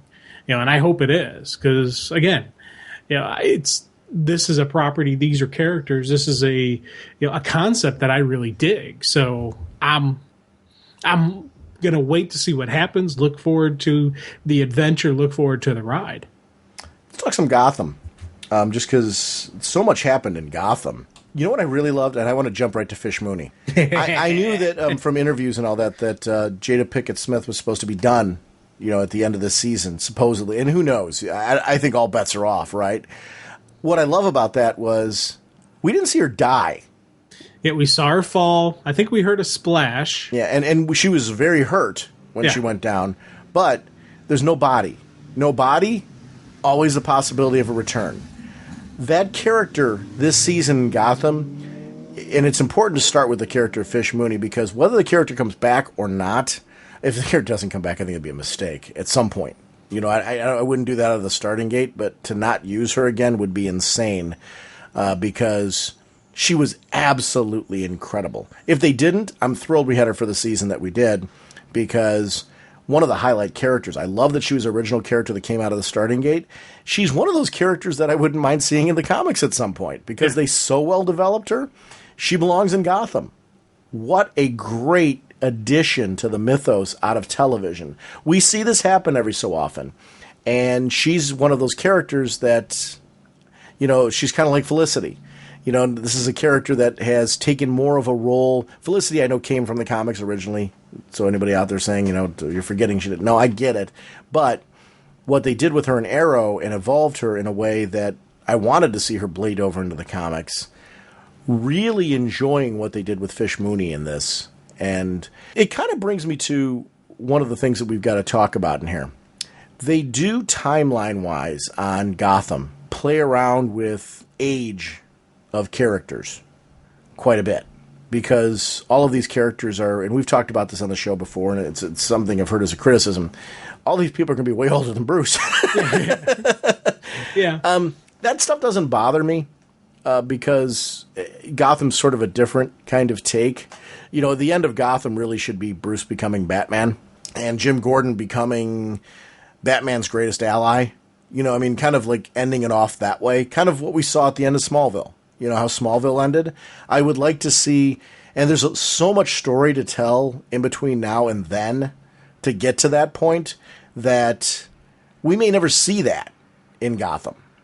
But that would be the logical endgame. That would be where you'd want the series to wrap, right? Jim Gordon becoming Commissioner Gordon, the Commissioner Gordon that we know as Batman's ally. That would be where I'd like to see this series end. But for right now, that's why I guess it's fun to have these people out there. Like, I like seeing the evolution of Edward Nygma, who is another great casting on this show. Oswald Cobblepot, you know, becoming kind of a lord and master of Gotham, which isn't going to be an easy ride because he's going to have people trying to rise up against him. Carmine Falcone's evolution this season, to the point where, you know, Falcone's going to step aside. We have not seen the last of him either. Either it's going to be him or his family or somebody's going to rise up again out of that power vacuum. What's Zaz going to be like in this? There's characters in play that have me excited for season 2. And that's just the villain squad. But what were your thoughts on how this season ended and some of those characters? Fish Mooney in general, I'd like to actually start with her. What do you think about what they did with Fish? Well, first off, we got to rewind something really quick. Okay. One, I always thought Fish was from the comics, and Felicity was brand new for the TV show. I never knew there was a Felicity in the comics, and I didn't know that Fish wasn't a character already established in the Batman mythos. So that for me is kind of a cool that we have that, because she's so fit that both Fish so fit in the TV show that I naturally assumed, they're just pulling from traditional, comic book lore on her, because she was such an absolutely wonderful character that I could see her in this universe. I could see her in the Batman mythos. Yeah, and that was the thing that was great about her. They did so well with developing that character that she felt like she was naturally a part of the Maroni Falcone crime family nonsense, and she took out Maroni. Yeah. I mean, oh my gosh, David Zayas. Saw that one coming. One coming a mile away. Here's why I didn't, though. Remember, Maroni's the one who made Harvey Dent into Two-Face. True. So, I guess I thought he was safe. Well, let me. The way he was acting in that moment, I wanted to see her pull the trigger. So did. I wanted to see that happen. Mm-hmm. So that's what I say. You saw that coming. Like weeks before that, if you had asked me, hey, you think Fish? I'm like, no, he's safe for the exact reason you're talking about. Just he makes Two-Face. But I'm at that moment as I'm watching this, going, this dude's about to die. This dude's about to die. Oh, he is so dead. Come on, Fish. Come on. And sure enough, bam, she drops him. I'm like, right. Yes. That was I completely forgot about for a moment that's how lengthy of a character he is and how deeply entrenched in the mythos he is. But to be honest, I was cheering that moment because it so fit her personality. You so wanted to see it happen. And again, it was a perfect catalyst for Nygma, for Cobblepot to actually take over. And that right there was that moment that the Penguin needed. He's just waiting for his shot, and he jumped on this opportunity. I thought that, again, it was great usage of characters. Yeah, that's been one of the great things about this series. It's been very character-driven. One of the arguments I've heard about Jim Gordon has been that he was very wooden. I disagree. I really have loved Ben McKenzie as Commissioner Gordon in this. I still consider him the lead of the show. I do. I think he's the centerpiece of the program. That's not to say that the other characters aren't as well developed or anything like that. It's kind of the way I consider Ollie Queen the lead on his show. It's an ensemble show with a very well developed ensemble cast. But it's like if you look at things like Seinfeld, let's go to situation comedy. Yeah, it's the Jerry Seinfeld show, and Jerry clearly is the focal point character. But oh my gosh, how do you take out any of those other characters and their importance and their development? Big Bang Theory, it was like Sheldon and Leonard were the main focal characters, and Penny, and everybody else kind of revolved around them. But now they've been so well developed that it's very hard to pick out who is the lead on the show anymore, and it changes from episode to episode. I think this is a great example of that, where I think the show really is a Jim Gordon police drama, but the outside characters are so well developed that you can't help but think of them as just as much of leads as the main guy on the show. Because Bullock, is clearly his sidekick, but yet his story is so far interesting as well. The two of them together, I think, are the perfect team. Because while Jim Gordon is kind of the wooden, straight-laced, or tries his best to be the wooden, straight-laced cop, it's far more interesting to me when Jim Gordon snaps. Because of the fact that he is that guy. He's so clean, he's so tried, so true, but then when it happens, because of the world that he's in, it means more. I think Mackenzie's been doing a fantastic job this season of being Jim Gordon and everything that I think is true about Jim Gordon as a character. I like seeing when he goes off. Because it happens so rarely on the show, but when it does, it matters. It does mean something when he crosses a line because he has no choice. Yeah, I agree with you on him. Anytime I see the criticism, everyone's entitled to their opinions, but sure. I just emphatically disagree with it because he is, for me, making... he is one of the characters that makes that show for me. Mm-hmm. And I love the fact that it's the one honest cop in a dirty city, and he's got to stand for what he's got to stand tall. He's got to do it. And sometimes the thing you said about sometimes where he does cross over, he does cross that line, but he's always Gordon. He always got to go back to doing the right thing. And there's moments where, like, I love that the scene, where when they're in the hospital and he had to save him. He had to save Falcone. But in the process, he also had to save, Penguin and what's his name? Because they're under his custody. He arrested them. So now he's got to protect them from the Maroney crew. And he's like... you can just see that dang it look on his face where he's like, and it's the code. He's got to do it. And I love those moments just because you're sitting there just going, yeah, it'd be a lot easier being a bad guy, wouldn't it? But that's not who you are. You're Jim Gordon, and you need to have that strong, honest cop. And I love his portrayal of Gordon. It's one of those things where you go back to the movie universe where we've had, some amazing portrayals of Jim Gordon. Well, guess what? We've got an amazing TV portrayal of him as well. This, for me, I'm really digging the show. I'm really digging who he is in the show. Storyline I want to go to because it, to me, was such a twist on the series. That three-parter with Milo Ventimiglia, and I'm butchering his name. He was on Heroes. Yes. He played that Jason Lennon. He was also in Rocky Balboa. He's been in a lot of things. I just thought he played the villain so well, the serial killer in that one, looking for that love, that devotion, that insane devotion. The whole twist and turn with what they did with Barbara Keene, how it turned into this psychological thriller that broke her down to the point where she became a killer. Now, did she kill her parents? No. Or did he? Well, he did the actual killing. I think she just convinced herself that she did it. And that's going to be the interesting question on this one because, it left me questioning whether, and I agree with you, but boy, she was convincing, wasn't she? Oh, God, yeah. And again, I'm saying this because I think that, but again, if they were to come back and say, no, she actually did the killing, I would be okay with that just because the way they played it out. The way he broke her. And she was already, let's be honest, she was already damaged goods when he got a hold of her. Not just because of everything going on between her and Gordon, but also there was a coldness between her and her family. Sure. We saw that in that one episode when she goes back over and they're just like, well, how long are you going to be here for? You could just see there was no warmth or no, when I see my folks come to visit, like, hey, whatever, it's, they're happy to see me. I'm happy to see them. When her parents saw her, they were like bothered. They were being put out because they had her there and they didn't want her there that long. They wanted her gone as fast as possible. And you could see that coldness there. And it wasn't that they thought she was a bad person. I'm guessing they just aren't that way. They're not just cut from that same cloth of where they give off the emotion, they give off the love. And when you get a person like that, when you're raised in that environment, you have a little bit of that in you.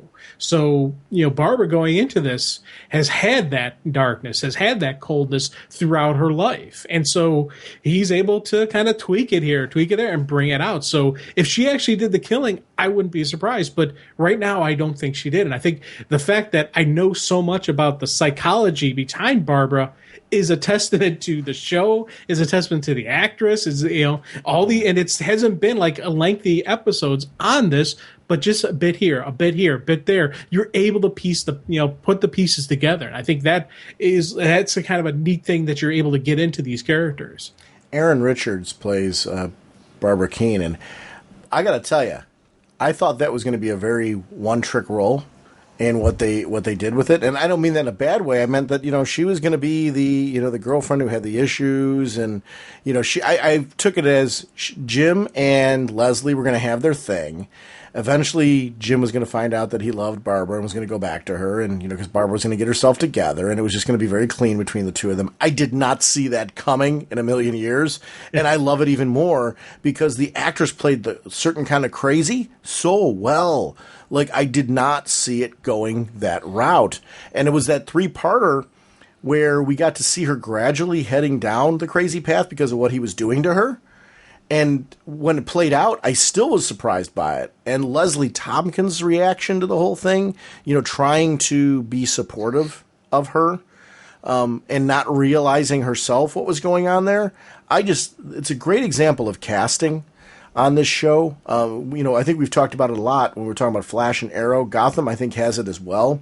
And it's funny, the more we talk about these programs, the harder the more the lines are blurred as far as which one is my favorite. Because it's been a great episode, a great season of TV. It's one of the reasons why I don't always like ranking, because it makes it imply that something is lesser when, I don't know, I can't wait to watch television right now because of the fact that they're all so, I don't consider any of these series expendable because of the fact that they're so good all the way through. And here's what I've loved about Gotham.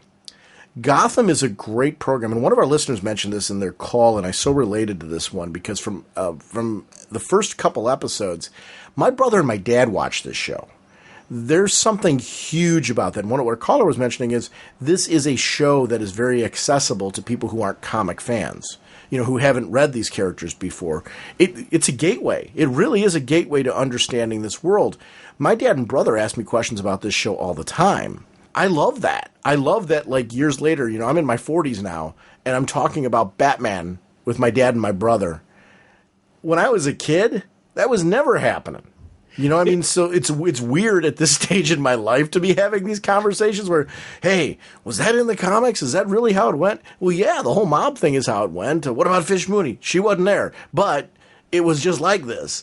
And, just talking through this storyline, oh, cool. And what about Bruce and what he's doing right now? I'm like, yeah, that's very much like what was going on in the comics. There's a whole dark world that he had to grow up in and, try to find his role in. It's eventually led him to be Batman.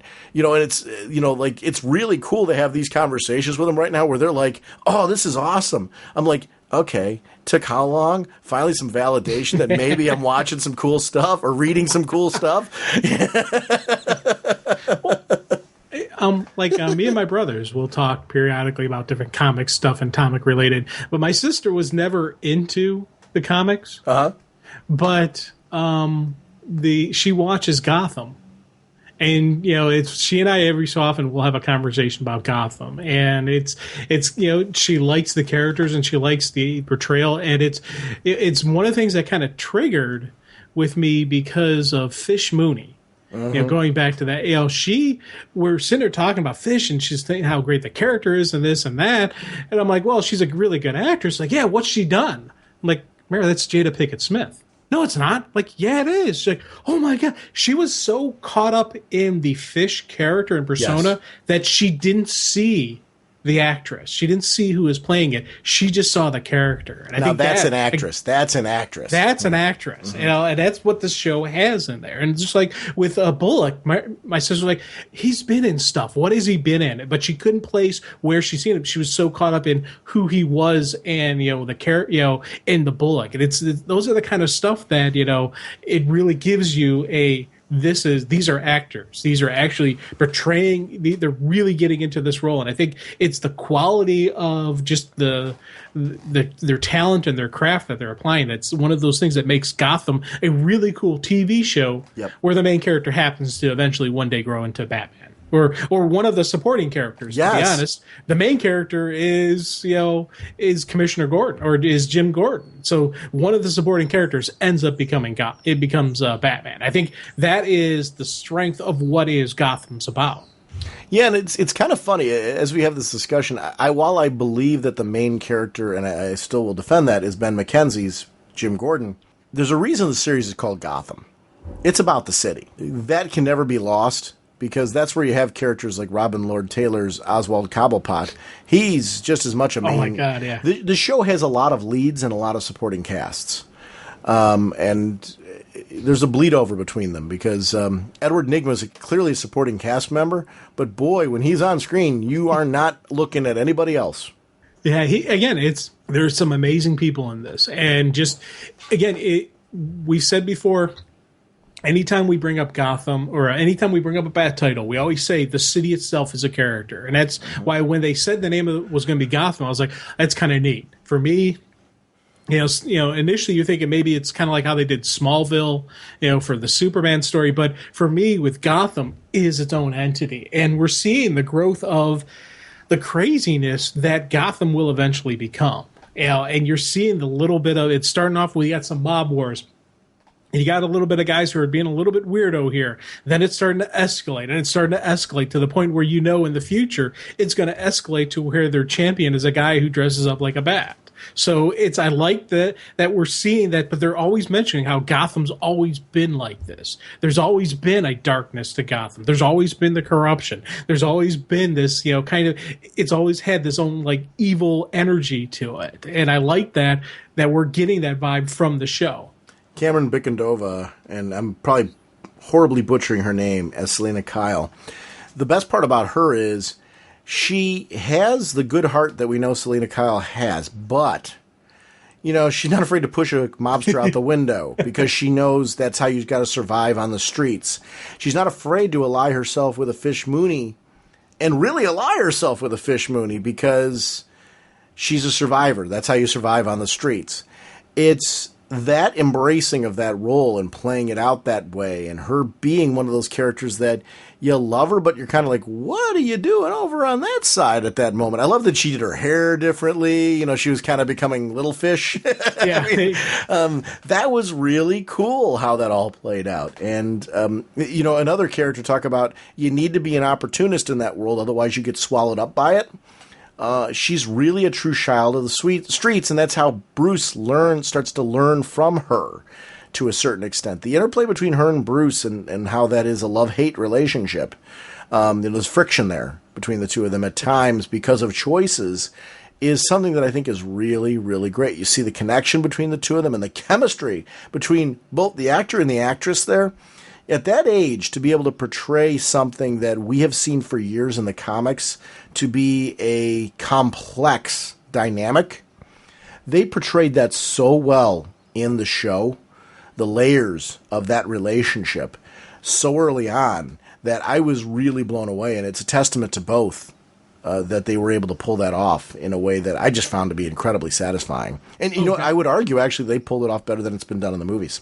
Oh, big time. This has been the relation. Well, it's funny. The relationship between Bruce and Selena, between Selena and Fish, and with her and Barbara.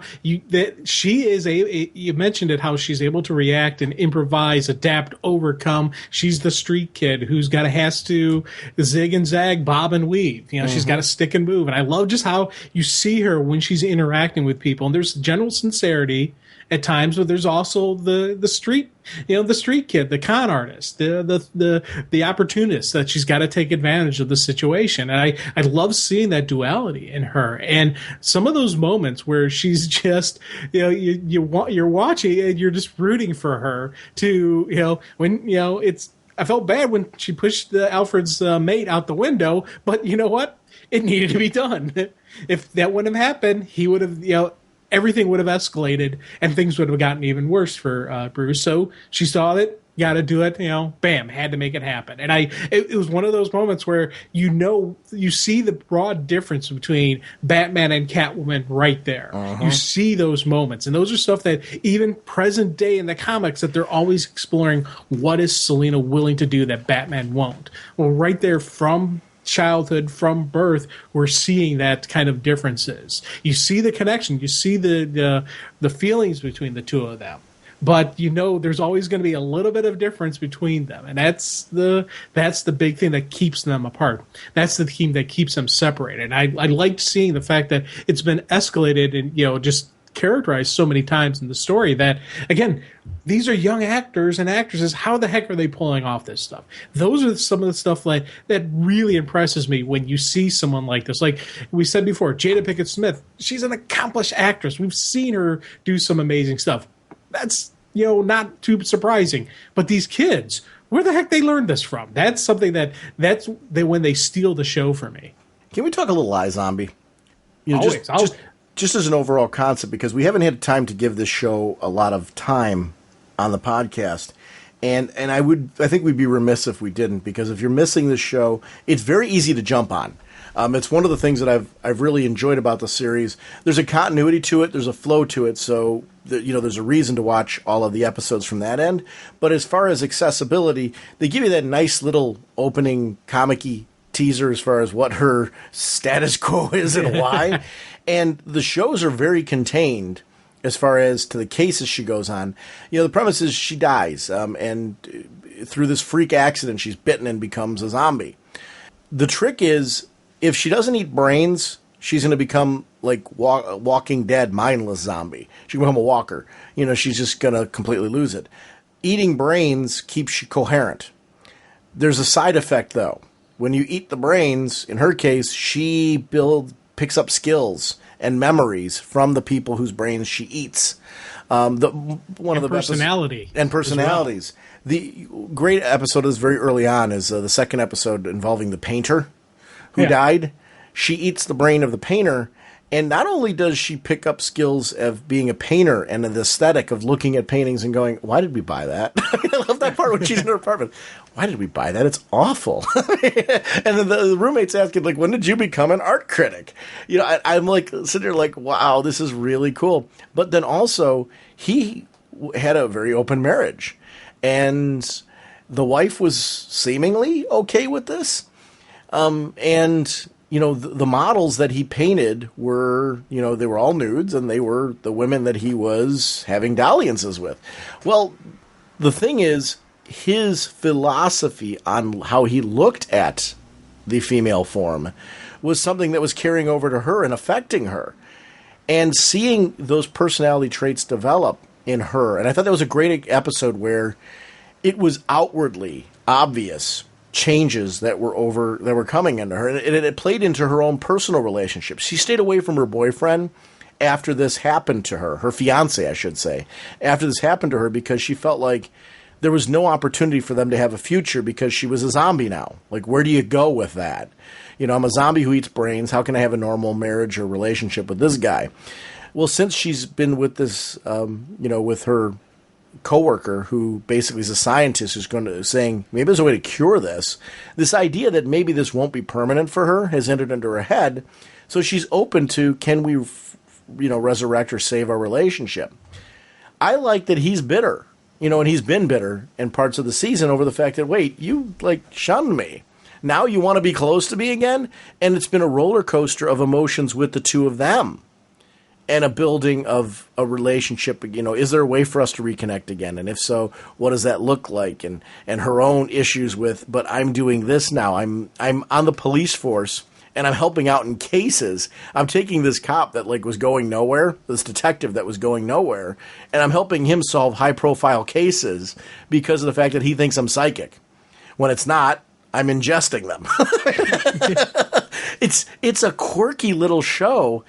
There's some changes from the comic, sure, because they don't have all the other side supporting cast that they had in the comic. It's a little bit more focused, and they've made some changes as far as she's not a gravedigger. She works in a police morgue, and I'm okay with that. I actually don't mind the changes at all, because the premise of who she is and what happens when... To me, the relationship she has with others and how she has to try and fit into the normal world being a zombie. And the moral issue and the dilemma she deals with the fact that she's eating brains. Like, she looks at the other zombie that made her, and she has real moral questions about him, on his trustworthiness, and she should, and the way he's operating. But I love that fact that Just because you're a zombie and just because you have to do these things doesn't mean you're all going to have the same moral code. It's what you and I connect with this because we both like vampire stories when they're told really well, and it's not one clear cut. There's one kind of vampire. No, personality and ethics play into that. You like the Anne Rice novels like I do, and that's half the fun of those, right? Everybody's a little different. They've all got their own personalities and a sense of code of honor in them, or lack of honor in them. The same thing plays into shows like True Blood and stuff like that. Well, I like that zombie shows are, each doing a different kind of take on this. And this is very valid in the whole zombie genre because it's doing something that you aren't seeing in shows like Walking Dead. And nor should Walking Dead explore this. It doesn't fit what Walking Dead's trying to do. I like that this show is very much a great companion to watching shows like Walking Dead because it's completely different in its take on all of this. And I'm really, really digging it. I know you're digging it too. I'm blabbing out enough. iZombie, what's the experience been for you? I read more of the comics than you did, I believe. But I might be wrong.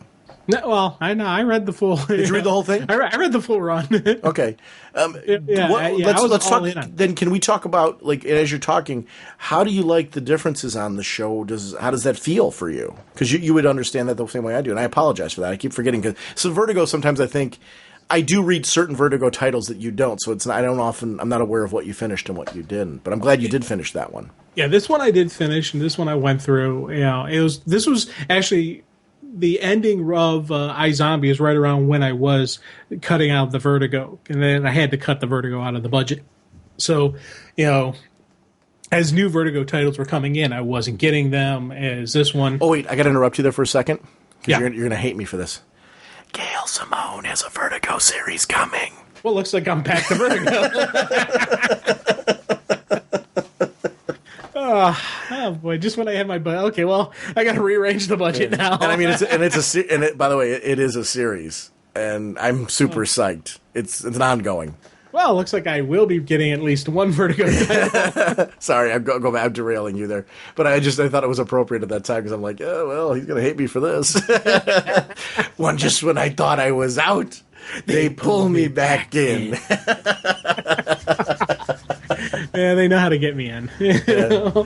But okay, I have no idea where I was, so I'll just go on. No, honestly, let me set up the premise for it again. We were talking about because of the fact that you finished the series as well. I think one of the things I've enjoyed is how much I'm enjoying the series. The television series feels very true for me to the comic, and I'd like to hear your thoughts. Even though they've made some clear changes to it for television, to her background and her story. How is that for you as a reader? Do you miss certain things from the comic that aren't in the television series? How true to the concept of the comic do you think this is? I think very true to the concept, very true to the ideology of what iZombie was about, mm-hmm. and I like the fact that she's in the morgue as opposed to the gravedigger, mm-hmm. because you think about when the body actually goes into the ground, there's been so much rot and chemicals and everything subjected to it that it wouldn't be a clean eating experience. Whereas in the TV show, she's right from the morgue. She's getting it fresh. That's some fresh brains she's jumping on usually. Occasionally she's had a couple of the rotted ones, and we kind of saw her have a little bit of a trippy experience, and it was absolutely nasty that she had to basically do a brain shake as opposed to she'll fry it up or she'll throw it in with some noodles, and it's kind of like some Thai food or some Asian food or whatnot. So I like the fact that how she's getting it and where she's going and how she's actually interacting with the cop and just the explanation behind it. I really do like the show. And again, this is another one of those things where it's a separate entity for me, but I equally enjoy the show. And if you had to say, okay, pick one or the other, the TV show may actually beat the comic for me. The only thing I'm missing on the TV show that I really liked in the comic was the other supernatural type characters. Now, this is season 1, so we could always introduce other characters into the game, down the line. But I do miss the fact that we had this whole other society out there and that the zombies weren't where the zombies came from, and et cetera. That I do miss that kind of concept, but it's something that can always be introduced later on. So it's not even a negative statement. It's just something I'm like, hey, maybe in the future, maybe they'll include that. That'd be really cool if they added these people into the mix. So it's kind of a thing that I'm looking forward to seeing. But for me, the strength of the TV show, once again, it's acting portrayal, because when she develops these personalities of these characters, you see just that kind of that transformation in her, and she doesn't just throughout the line, it's the physical body motion, like when you talked about with the artist, when she was moving, she was actually walking differently than how she walked. When she had the soldier in her, I love that interview sequence when they're interviewing, she's standing at attention initially and say, yes ma'am, sir, and she's very boom boom boom, very crisp, very straight to the point, and it wasn't her. They had to sit down. Oh yeah, and you kind of see she had to click back. Oh wait, hold on, I'm not that guy. And I love seeing those moments where she really, it's her physical presence of this character that she brings out, and those are some of the stuff that I'm like, man, that's kind of cool. You see that stuff, and that's Liv Moore is the character, but Rose McIver plays her, and I want to shout the actress out because what a cool role she's played. I mean, your point is correct. To changing the way she carries herself, to mannerisms and reactions to people that are different based on how connected she is to the brains of the person in question. I always like that about the comic, and I think the way that it's played out on television, and I think while you're getting the vibe that you may prefer the television show even more to the comic. First of all, to anybody reading this, you should, listening to this, anybody listening to this, you really should read the comic, because I think the comic is absolutely fantastic. I think, Jimmy, you would back me up on that one. 100%. And it's different enough from the television show that it's well worth reading for that purpose. But one of the things I really think that the television show excels at is you can't see this part in the comic. The way an actress has to adapt to what in the comic you saw this, but to see an actress actually do it and act it out, becoming in essence a part of that person, developing certain character traits, developing feelings for certain people, the way that the person inside her had those feelings. That part I really like, and that's hard to do, and she does it very well on the show, to the point where you believe it. Like, wow. This is becoming part of her. I selected that artist one on purpose because that was one of the first ones where it was, and it's very important early on to do this, the second episode in the show, and they really established the premise that this actress is going to have to put herself through the ringer in order to make this work and really understand how to keep us believing that she still live, while at the same time believing there's elements of this other person that are manifesting themselves within her. And I really like how that not only affects her, but her interactions with the people that she's close to. I love that. This show really is very, very good. I'm almost 100% positive that this show's been renewed for a second season. I thought I saw that. And if not, I hope they do. But I thought this was one of the ones where they said that it did well enough that they're renewing it. And I'm glad, because I want more. For a lot of the reasons you're saying, there's lots of elements from the comic that would be easy to gradually introduce into this series, and I would love to see that continue to go on. And the more people what happens when more people find out about her as time goes on, because the secret only lasts so long. Yeah. And I like the fact that her family is in the TV show but wasn't really in the comic. Yes. I love the fact that she's got to pull the wool over her eyes of her fiance, of her mother, of her oldest friend from college, that, this longtime friend that she is her roommate, she's got to, trick her, or not trick, just you can't be completely honest with her. I loved seeing that, because that was something that she didn't really have to deal with in the comics. She had her friends who were also supernatural type people who knew the secret.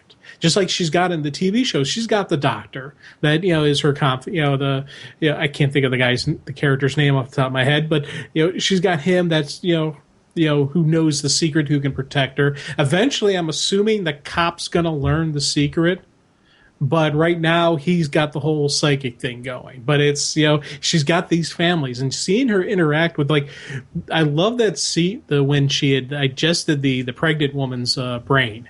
So she started getting the maternal instincts. And initially, that one whole scene where she's talking to the doctor, like, well, you haven't eaten yet today. Are you going to have a sandwich? Make sure you have a sandwich. And she went all motherly and even did the hair fixing thing with, and then later she's interacting with her own mother, and it was two moms tag teaming, just going against her brother, who was kind of being a little bit of a lazy butt. And they're like, no, you should really think about getting a job. It'd be good for you. And you can see the two moms just going at it. I'm like, that for me was like, this is awesome. And even the kid's like, hey, what's going on here, man? That was some great interactions of some funny moments within a really cool, it wasn't goofy or slapsticky. Totally agree. And that's a nice balance about the show. There is a humor to it, but it's not slapstick. You're right. It's very subtle and appropriate to what she's going through, but the show takes itself seriously. And I like that part of it, that, the moments, the comic did this too. The comic was fun, but it wasn't funny. There's an important distinction between the two of them. Like, it wasn't trying to go out of its way. You laughed, and there were certain things that were happening in there that were meant to be funny, but it was more of a charming thing than in your face. And I like that. I like that distinction between this, because taking this seriously and really dealing with the drama of what she goes through while keeping the series fun, because it's a fun series, it's hard to do. I think it really has a nice balance. Without doing too much of anything one way or the other. The balance, I think, is pretty much a key to this show. It's hard to take something where it's a zombie thing and make it balanced. And serious. You have serious moments. You have funny, serious moments all mixed together. And you have realistic moments, too, which I think is interesting to say, because it's a zombie movie. It's a zombie TV show, but it's realistic. Like, when you talk about Walking Dead, there's some elements of the realism to it, because it's that whole post-apocalyptic survival. Well, iZombie has real life with this one little part, the fact that zombies exist. That one little minor thing you gotta just get over, but everything else feels real. Her relationships, her dealing with the thing, when her fiance kind of had something starting there, and the jealousy that was that she was dealing with and she had to work through, and the fact that you got a guy who's saying, hey, there's zombies out there, let's throw them in the nut house. That makes sense. But as that went through, I loved just some of those interactions and some of those dealings that, again, it had a very realistic, very true feel to it. Mm-hmm. And that's, I think, what has been the success of this series for me, has been that part of it. What a great series. It's fun to talk about this one, because it does make me think about Constantine. And I think we can kind of talk about both of these organically together. Because these are both shows that had shorter seasons. Constantine, I'm extremely worried with how well developed that series was. Very similar to this one. You've taken two Vertigo books, and Constantine, I know it was a New 52 DC book as well, and there's going to be a new one.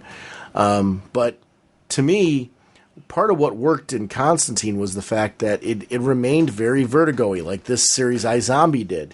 It's not trying to be Flash or Arrow or Gotham. They're trying to be very true to the title that inspired it. And in Constantine, this is a series where, again, casting. All of these series have that in common.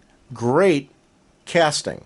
Constantine's Matt Ryan, oh my gosh. Like, this guy, like, I don't know, like, if he just grew up ready to be John Constantine or what. But the best part about him is, that's a show that if you don't have a supporting cast you care about, you're in trouble.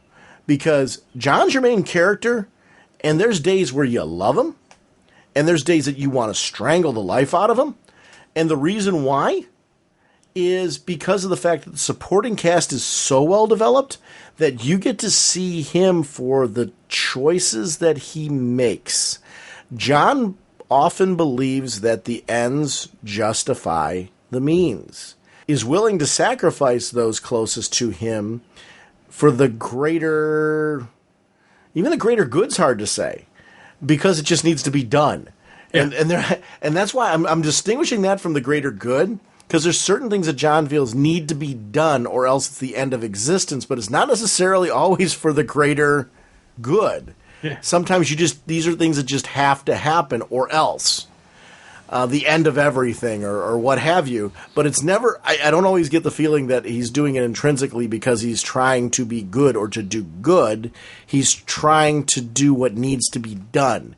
There's a distinction between that. And I think the series, talk about gray areas and blurring lines, the series has done this so well. Gosh, I hope somebody picks this up and this isn't the end of it. Because for me, the statement that I just made is what I love about Constantine. It's not clean.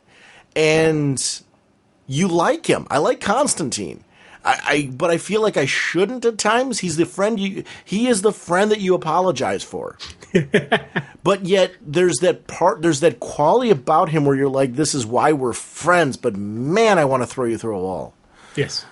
Yeah, and I think when they first announced the Constantine, this was something I was worried about, whether they would do that, because that to me is such Constantine, and that's such, you need to have that in this character. You need to have that gray line, but not even just the gray line. You need to have that guy that, at times you want to throttle him and you want to kill him, and then in the end you're like, it's you want to throttle him. And then if he were to say, okay, go ahead, do it, you'd sit there like, I can't, because as much as I hate you for what you did, I understand why you did it. And I can see, and you sit there and you look at it. And that was the thing I was worried about with that, whether a TV show would let us have the main character have that type of personality. And they did. And that was something that I was loving about the show. Mm-hmm. But I was also worried about that because the general TV audience,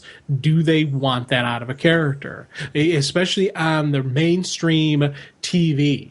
When you start getting into your HBO stuff, where Tony Soprano is your main character, when you get into where Breaking Bad, where you've got oh god, I can't think of the guy's name, where he's the main character, you can get into a little bit of gray.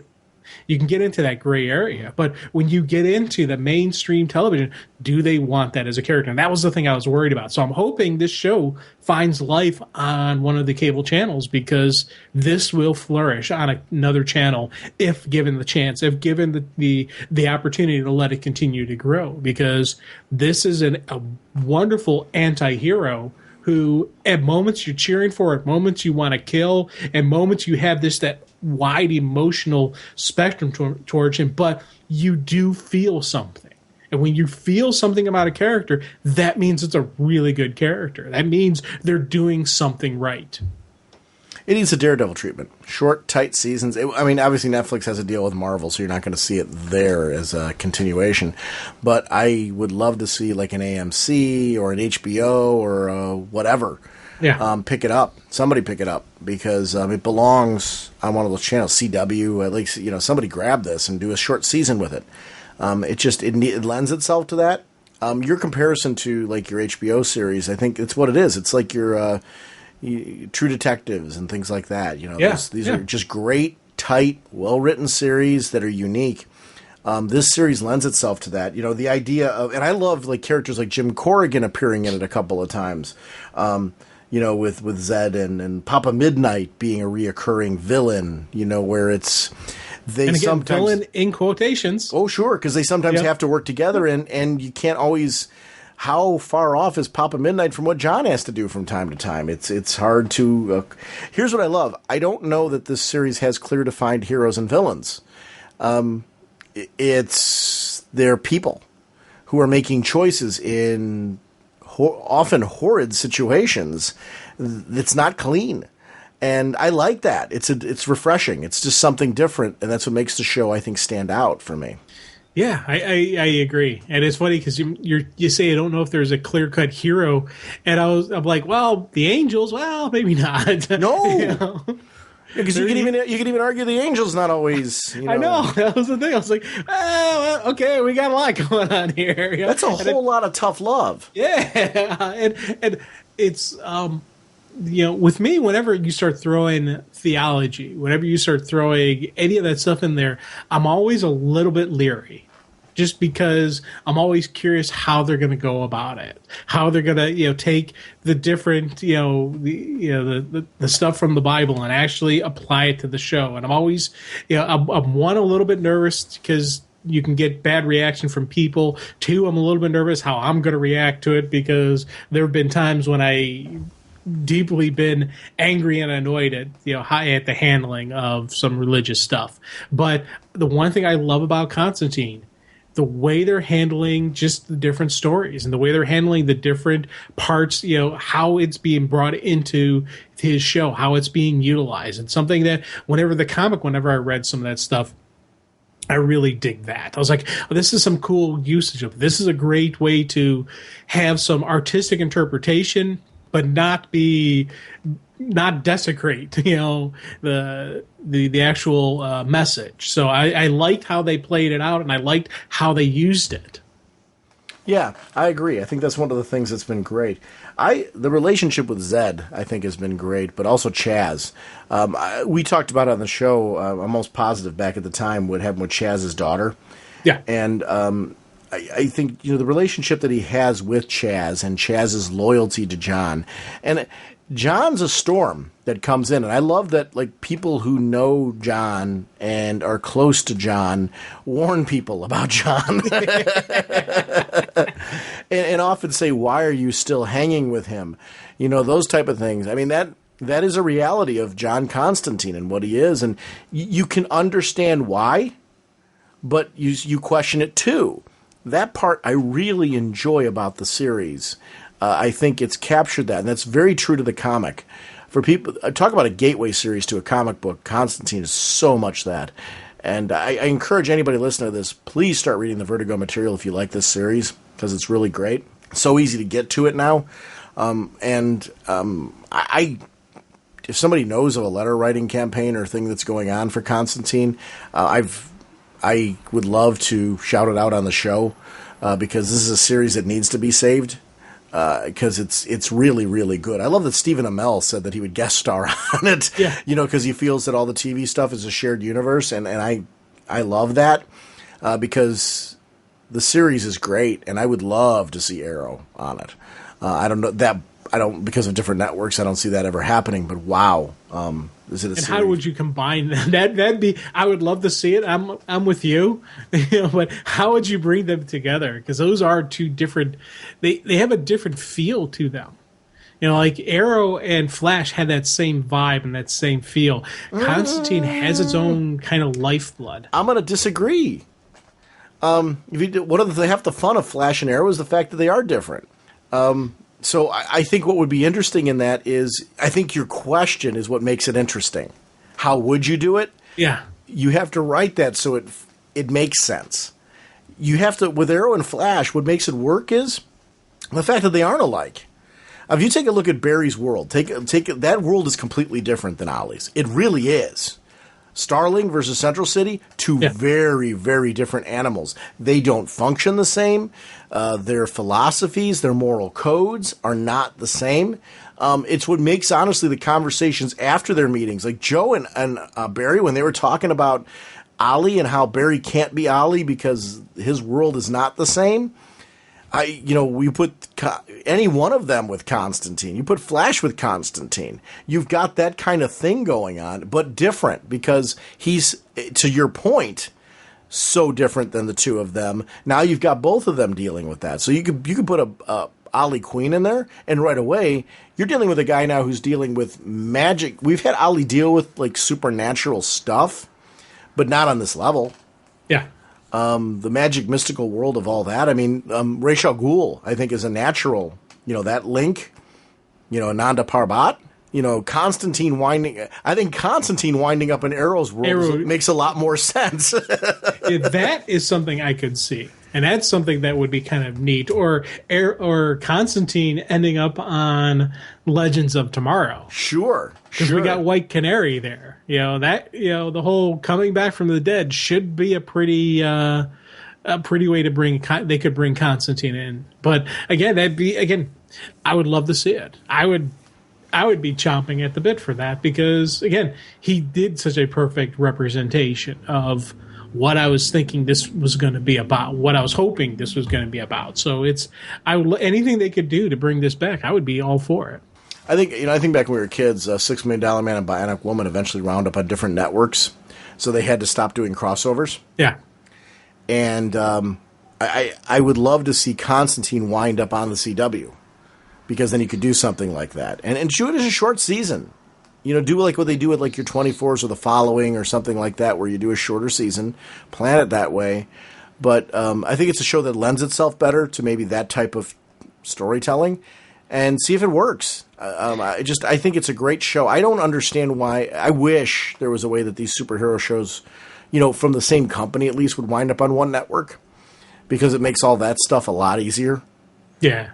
Well, Constantine and Supernatural, back-to-back power 2-hour block. Amen. That would destroy. That would just crush everything. And because you got the same fans of the one genre will go into the other. You're going to get crossover. It's something that would work wonderfully, I think. And Amen. I would love to see that. And Supernatural is a great show. It's a perfect show for it to be tagged on to. I wouldn't put it like, I think it's more in that realm than like a Vampire Diaries. So I think that would be the place to put it. I think it'd be great. I would love to see those two linked together, just to as a. I don't understand lead-ins sometimes. Sometimes, and I mean, obviously those are different networks, so it's hard to compare. But there was times the Doctor Who 2-hour TV movie that aired years ago with Paul McGann. That was one I never understood. It was on Fox. I don't understand why they didn't tag that with X-Files, because you would think you have people watching X-Files, then you follow it up with the Doctor Who movie. Yeah, that would have been boom. That would have worked. Your sci-fi audience is right there. Why wouldn't you do it? I mean, I was at sci-fi conventions at the time where there was a Doctor Who convention when Doctor Who wasn't on television, and they had X-Files stars there. For the purpose of, because it was in Babylon 5 and all that. That's, it's the same realm. Why on earth wouldn't you have done that? There's sometimes choices that I think are very bizarre. Constantine's case, though, if you get him on the CW, I think there's a perfect opportunity to tag that show with some great shows that are already on the network, and it fits into a block like you're mentioning. And that's what you need to do. You need to block some of this stuff together. I think Birds of Prey, I think we used to shake our head and go, why didn't they have this... with Smallville, when the numbers weren't like maybe necessarily what they want them to be, why didn't they try putting it with Smallville to see if you gained a different audience? I don't get that. Yeah, there's a lot of times with the executives out there that you wonder, are they actually fans of the TV show? Because they're big time players. The people who are running these networks, they know television, so I can't knock it. But I sometimes question whether they are actual, or they have a connection to the true television fan. Because there's times when, and it's not even just this stuff, there's been a lot of times where just like, what are you thinking? Why this? Why not that? And there's a lot of times I scratch my head just trying to figure out what exactly, is going on. And I'll watch shows about Hollywood and you see some weirdness and you're like, okay, how much of that is show? How much is that real? Like, Showtime has a TV show at Episodes, where the plot is these writers from England have this very successful show. They're told, hey, come on over, make an American version of it. And as soon as they arrive, everything completely changes. And this wonderful show they had is completely flipped upside down. And it's just because of the Hollywood machine completely messes everything up. And it's a very funny show, and it cracks me up. But you watch it, and I wonder how much of this is actually real. How much of it is a lot of these executives who really have no clue what they're talking about, because every single one of them said, "Oh man, I love your show. It's absolutely wonderful." Not one of them saw a single episode of the British version, so they just made their own version of it. In America, and it went from being this headmaster to an all-boys school to a hockey coach, and it went from this very distinguished actor, playing the lead role, to Matt LeBlanc playing the lead role. They're like, what? Matt LeBlanc is playing? It was this wonderful, just completely shifting and twisting of everything. And I absolutely love the show because of that craziness that happens. But you do wonder how much of that is real. I'm not very conspiracy theorist. I've never been. And this isn't meant that way. I can't help but wonder if there isn't, like, when you take a look at a channel lineup or a network lineup or series of networks, because sometimes there's linked series of networks, if you don't look for a certain percentage of them to say, these are going to be ones that we want to drop. And I'm talking about percentage of shows, because you want to be able to refresh with some new ones. Like, you want a balance of locked-in hits and shows that you're refreshing out to try new things to get people excited for the network, if that makes sense. Yeah. So a little bit of A, a little bit of B you have going on. You want, obviously, your foundational hits that you can count on to be numbers grabbers. But then you have other ones where you're kind of like, it's a good performer, but it's not a great performer. Let's fish that out and put in something else in its place, just to keep interest in, new and exciting properties, to keep the lineup being, hey, we've got your old favorite coming back and cool, there's something new. I think you need a little bit of A and a little bit of B, and I don't mean that in a conspiracy theorist place, like they want something to fail. I don't mean it that way. I think the expectation is there's a certain amount of cutoff that you want, so you have room to bring in new things. Well, we're heading towards a way where the general television and movie audience, we're going away from these big networks. Yes. We've seen, Netflix. We saw Louis C.K. with his own special where he didn't put it on a network. He released it out there. And huge acclaims. Daredevil, various TV shows that are only being released on Netflix or various mediums like that. I think right now the mainstream media, the main networks are, they don't want to be the one to pass on that big thing. So if they got something that's doing good, they're going to drop it for the possibility of greatness. Right. So, and I think where you get like Netflix and stuff like that, where they just want a solid, good show. They just want it out there because they're putting the full season out in one lump sum. They're just dropping out there. Boom, that's that. And it's different. And the reason why there's a difference, one of the things that I think is, with network television, you're dealing with a lot of commercial ads. So you need your show to be a big enough hit that people are willing to pay for ad revenue for it, if that makes sense. Whereas on a Netflix end or something like that, they're looking for subscriptions. So you got to take a look at download numbers and how many people are actually watching this show over a length of time, because that's a draw. That's pulling people into your programming pool. They're competing with your Hulus and networks. They're competing with all of that. But they're looking for a lot of your binge watchers. People, and I love that about Netflix. It's great to take a TV series and just go, I can watch 2 or 3 episodes in a row, and then walk away, and then come back and watch 2 or 3 more, or something like that. That stuff is great for that. But I think the problem where there's a conundrum for networks is, how do you compete with that market while keeping your revenue source in play? Because ad revenue is huge. And I think it's why you see networks with your balance of well-written, creative content programming mixed with live game shows and live reality shows and different things like that drum up interest in sports, and trying to find that right balance of what your marketing will allow you to pay for. It's a very different medium. Network television as a medium is becoming more and more antiquated, and they have to be very aggressive on keeping audiences glued to the networks and following programs. And it's antiquated in the sense that I don't like what was sitting through commercials anymore. I have very little tolerance for it. I'll do it on things like we both have the WWE Network, for example. They do ads, in there, but it's usually ads for their own products. Sometimes it'll be ads for, Slim Jims or energy drinks or some, goofy thing like that. But they're quick. And my tolerance of those quick hit ads are a lot bigger on those. We watch them on, what used to be traditionally pay-per-view for them. They have ads on those. Even though they are still pay-per-views, they've shifted a lot more to it being network-driven. Well, you watched Elimination Chamber, like I did. There were ads on that, but they were, minimal. That's my expectation now, those minimal ads. I don't mind paying a monthly subscription for minimal ads. And we're heading into that market. Those type of outlets and those type of ads and apps and things like that. The problem is you have to have the right number of subscriptions to make that programming advantageous. If that makes sense, it's subscription-driven is a very different model than what we're seeing with network television, where it's ad-driven. So we're heading into a shift.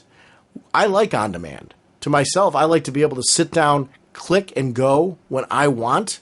I like not having to fast-forward through a lot. I like to be able to sit through a program. I don't like to have to fast-forward through commercials. I like that I don't have to in that kind of medium.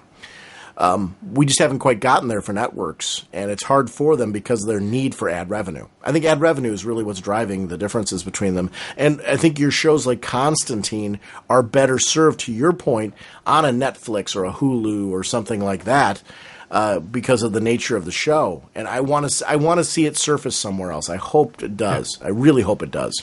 Oh, big time. Yeah. It's, satellite radio, man. Come on. Yes.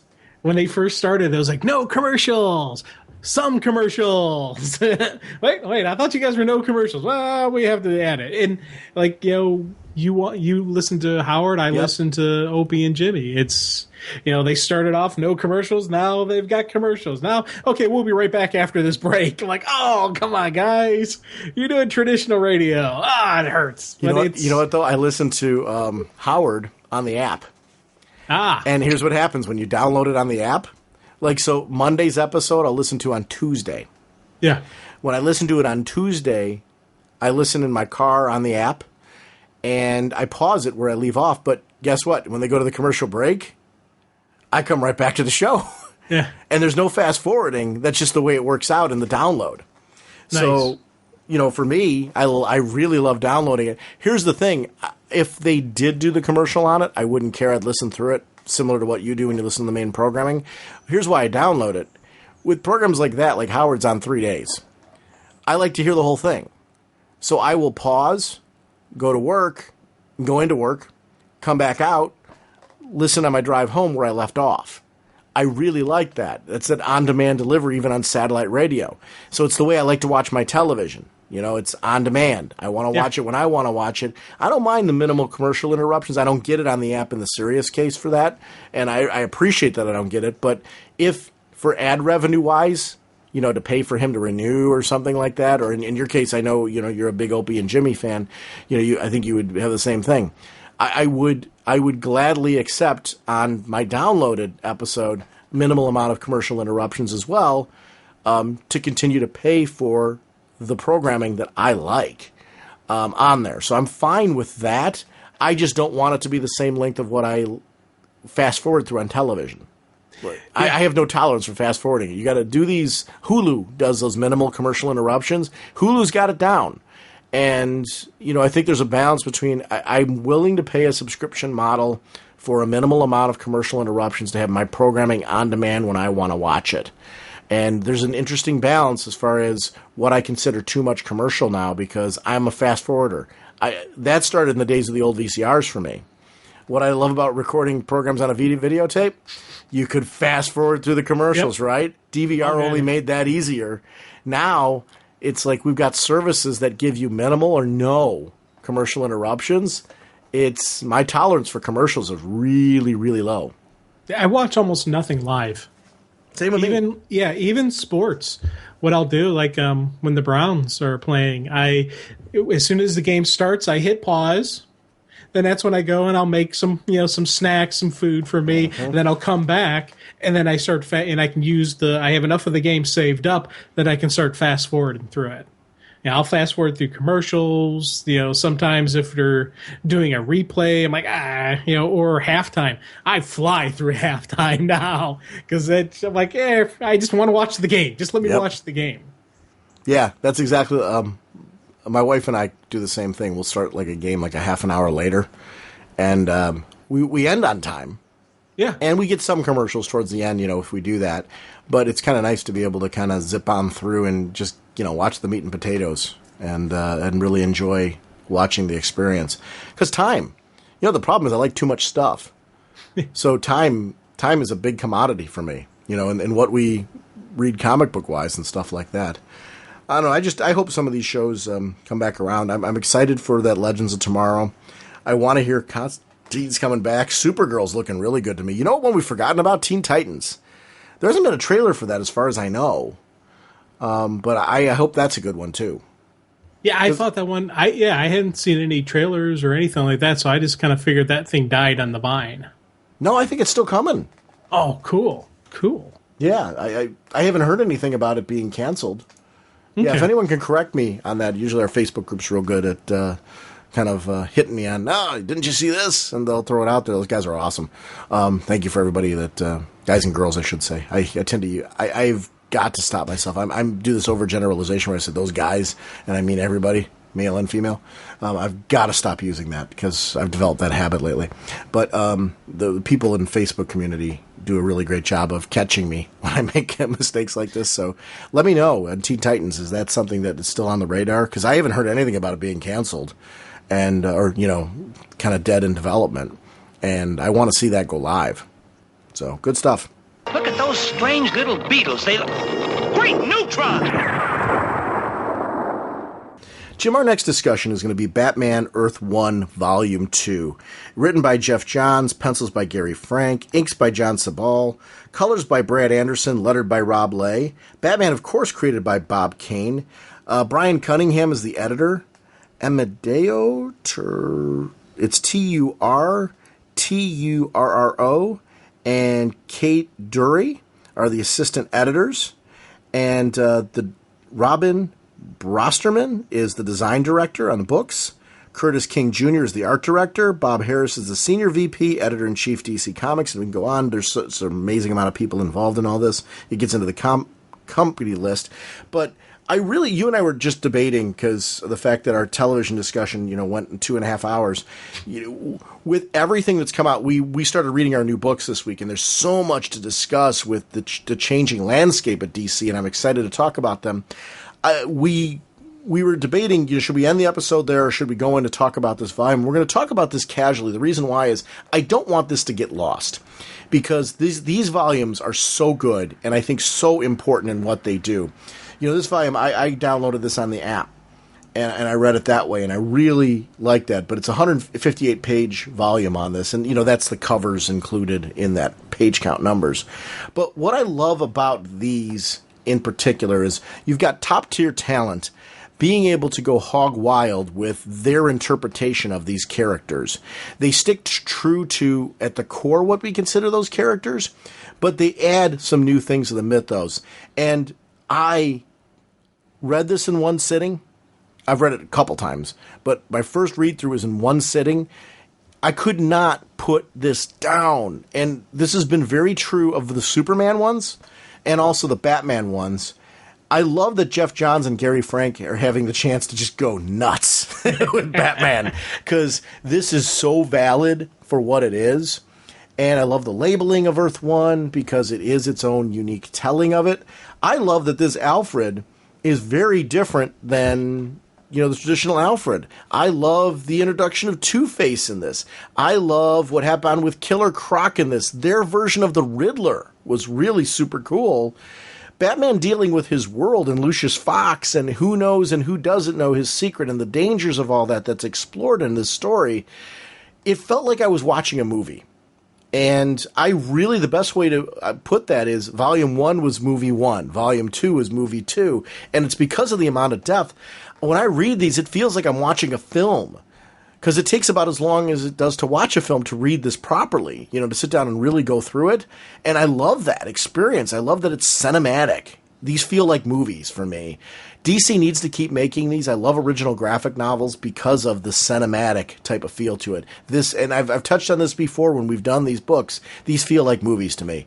And this was every bit as well crafted as a film. I would love to see this done animated, full blown. Now, and I'm not talking about an hour and a half. You need to do a full-blown couple-hour movie to do this one. Oh, big time. And live-action movie, this could be your script. Animated, this could be right there. Take this, storyboard it, bam, bring it to life. These have been the Earth 1 universe. All these different books have just been such hitting on all cylinders for me. And especially I remember when Volume 1 came out, we're like, oh my God, this is all... That same energy, same excitement level I had when I first read the first volume. I'm reading this. Rereadability for me has been, my standard read through, art read through, third read through. I'm well beyond 3 read-throughs on this, and just the art read-through was absolutely a treat for me because there was some great just facial expressions of kind of sheer terror on the bad guy's Wait, faces. Jim, before you go any further, I got a riddle for you. Yeah. Actually, I did pretty good on the riddles. Here's the thing, Jim. Doesn't matter. I love that because especially that opening riddle. I'm sorry. I could not resist because I loved that twist of it. Because I knew you were going to say, I'm really good at riddles. It doesn't matter with this riddler. Well, that was the thing. I'm normally not good with the riddles.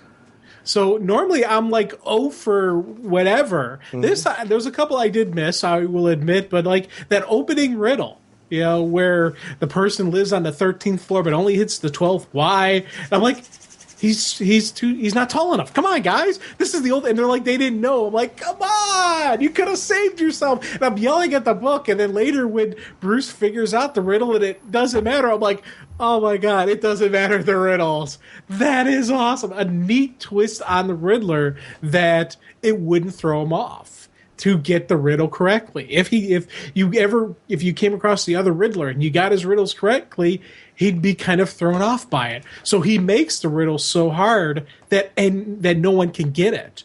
So this Riddler doesn't care about that. He doesn't care if you get it right. He's still going to drop you. It's more for his own amusement. I love that part of this Riddler. I love the debate over the suit. First of all, I love the suit. I love that it's a spandex suit. I love that there's a reason for the suit to continue to evolve over time, but Batman's reasoning on spandex on it, it's hard to argue with. He's like, this is a very street-level Batman. It's not the New 52 Batman. It's different, and the storytelling's different. His presentation's different. He is a fighter, and he hasn't honed the detective skills or things yet. That's building over time, and he's learning that from Gordon, and I like that we're seeing his training and learning process a little different in this one. It's kind of closer to what Nolan was doing with Christian Bale in that, where the detective stuff was, a lot of that was, he relied on Alfred, but then over time we saw him get more in the labs and him start developing things more. That evolution, I quite like the difference between them. I like that this Batman feels different than our New 52 one. Oh, definitely. Yeah, that's important, I think, with the character. And the idea with it's spandex because I want them saying he doesn't need the armor. Yeah. I liked that rationalization because you're trying to evoke fear in the heart of the criminals. They know it's a man. There's no illusion that he's a man. But he's a man that doesn't need that and hits his thinking process on it. That doesn't mean that he won't bend or change or evolve the costume over time. There's reasons why I could see that argument taking place and taking hold, but I did like his rationale, and I like that there was an answer as to why.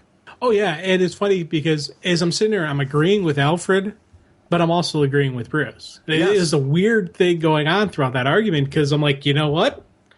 I like it because I always like the body armor look on Batman. I always like that I like that armor type feel to it. And I always thought that was kind of a neat thing. But as he's explaining, I'm like, that does make sense. And then you see him dealing with the one bad guy, and the guy's like, don't drink my blood. And he's all scared thinking that he's actually going to suck his blood. So I'm like, again, we're seeing just the fear factor of Batman coming out. We're seeing that. But they're so cool seeing the growth of the different toys and the growth. Like his first car isn't a Batmobile. It's a car. It's, you're like, okay. And the bad guy is able to get away from him, because of the car, because he doesn't have the supercar right now. And I thought that was a cool usage of it, an explanation why they're building a Batmobile, why they're doing this. And I love just that whole, again, it's the growth of the Batman character, the persona, what he's going to do, how he's going to become that, that character, that legend, Killing versus not killing is something that the debate between Alfred, where Alfred's like, no, you don't understand. You need to kill him. You want fear, that'll give him fear. You kill people. That's what you do. And Batman's going to kill a couple of them. But in his mind, Batman's like, I got to be something better. I've got to be something more. And his philosophy fighting against Alfred's, I really quite like the debate between the two of them because, again, you talked about earlier how you understand Alfred's point about the body armor versus the spandex. And I agree, the debate makes sense. In this case, I understand Alfred's point. It's hard to argue with, but yet you understand Bruce's as well. You're dealing with philosophies that both are hard to argue with, yet you wind up in the corner. It's Batman. Whose corner are you in? It's Batman. You're in Batman's corner, but yet, Alfred, you're making a good point. And I like that kind of stuff. He really is a true advisor. He's the kind of... I'm enjoying Game of Thrones. You watch Game of Thrones? No, I don't have HBO. Okay. So I'll without ruining anything, I know the plot watch behind it, though. Yeah. There's characters in Game of Thrones who become advisors to people that previously may have been enemies or adversaries. Very different philosophical differences going on there. Actually, in the most recent episodes, we see some of this going on. And one of the things that I love about it is the reason why that person's is of value is because they see the world differently.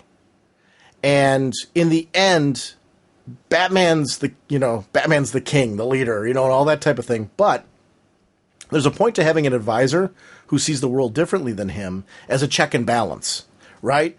And Alfred's role in this, I think, is so great. I love this Alfred. I like that I'm perfectly fine with this Alfred having a very different take because it's Earth 1's Alfred.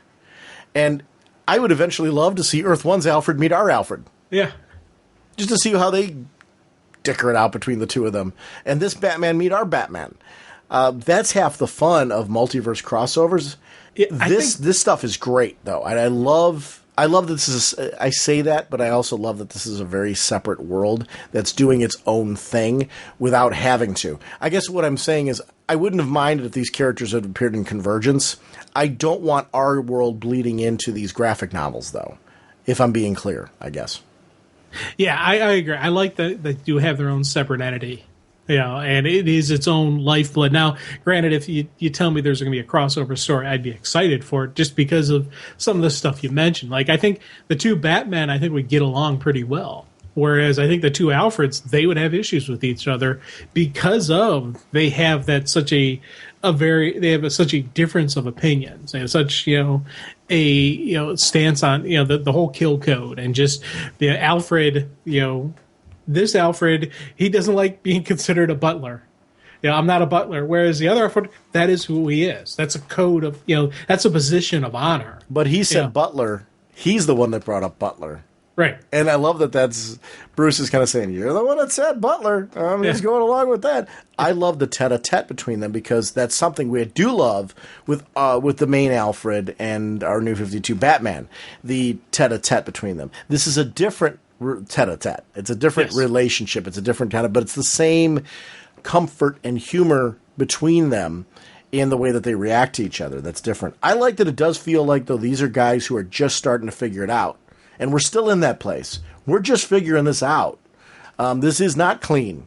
And as new villains arise, especially like you got a Riddler and a Killer Croc, and you got all these other people that are popping up on the scene, these new villains force you to start growing and evolving and thinking of the ways you do business. And, that's where the car comes in. We've gone from base jumping to now we need a faster car. And don't worry, though. We're going to put these trust funds in place for your kids for college because of it. All of a sudden, the people that were all crabby about it are like, oh, that's a great idea. I got some idea. Let's get started on this. Money talks. I am loving this Lucius Fox. I am too. He's a character that I always like in the universes, and I like seeing every. I don't think I've ever had a portrayal of the character that I didn't say, man, that guy's awesome. Because he is that great character that you like the fact that when he is Bruce's confidant and he knows the secret and he's using just like we were just built all this time spelunking. Well, that's the ropes. The race car now. You're dying to know what the next big project is. I'm assuming it's going to be the Batjet, or some type of flying vehicle. But I love just how he's out there and he throws it out there and it gets a thing. And then, here, oh, by the way, just for your trouble, here's all this. And I love just how much, and it makes me wonder how much of that was Lucius Fox, how much of that was Bruce. Who actually came up with the full line of what they're going to give to these people just to get them to keep them going? Was that purely a Lucius Fox idea? Was that a Bruce idea? Was that those two working together? I think it was those two working together Because I'm sure Lucius is probably telling them, hey, they're... Because here's the thing. I'm sure Bruce isn't... Well, Bruce might be one at this point. He's giving Lucius an open check, just saying, hey, look, whatever you got to do to get them making this, make it. See, I'm thinking it... For me, the way I'm reading this... It could be Lucius. This is all a Lucius thing. Yeah. But, you know, with Bruce's first approval. Right. Bruce will sign off on everything, but this was all Lucius's idea to get it going through. And I think Bruce trusts Lucius completely that if Lucius said, here's what we got to do, here's what I'm going to do, he'd say, do it. Okay. But I'm, just looking at how the character is, one, especially how he's drawn and how he's presenting it, but just, from what we've seen so far of Bruce, what we've seen so far of Lucius, what we've seen so far of just him in this dynamic, this to me seems like a pure Lucius Fox stuff. Mayor Jessica Dent and her brother, the DA, Harvey Dent. Interesting way to develop the duality between the two of them. You've got the darker, more brash, aggressive, angry side is actually Harvey. Yeah. Jessica's the sweet, innocent, I'm trying to make the world a better place, trustworthy person. The duality developing between the two of them that way, I think, is something that's very interesting. What did you think of that interplay? I know we're kind of jumping around a bit on this one, but I think with them we got to see Jessica and Bruce have a very strong relationship from when they were childhood friends straight on through. There's a romantic relationship there. Brother doesn't like Bruce because of the Arkham background, the crazy background. Brother sees the world very black and white, and if he thinks any part of you is black, he is angry and out to get you. I like that. I really like how that plays out. Yeah, well, here's the thing. This is when I first started reading this, I was thinking, okay, they're going to turn her into Two-Face. And I was thinking that mostly because we saw in the Superman Earth one, we saw them do some twisting and tweaking with the Luthor family. And I was thinking that immediately with her, and part of me was like, I don't know if I want to see that. But the twist that they gave on it, how the fact that, she is Two-Face, but the dark side is Harvey personality. And it goes by, and going forward, she's going to be going by Harvey when she's Harvey, and she's going to be, Jessica when she's not. I think that for me was a really cool way of handling it, where I saw it coming, but their twist on it, their final way played out was absolutely brilliant. And I'm like, I didn't think that at all. I didn't see that at all. So I was still surprised by the outcome I was expecting because of that little twist, because of the fact that it is still Harvey is the dark side. It's just the sister adopting her brother's personality because she went a little bit nuts with everything that happened. I thought, for me, that was something I was like, wow, this is really cool. And the coin flip takes on a different take on this one. Which side of my personality do I let be dominant? Yeah. Based on the coin flip. Very, very interesting how that's going to go. I was very intrigued by that take. I like it a lot. Harvey Bullock. We commented a lot on our last conversation about this universe with his journey. And seeing him now kind of feeling like he's completely lost relevance, lost a purpose, lost a drive, lost the ability to evoke change in this world. This would do this to you.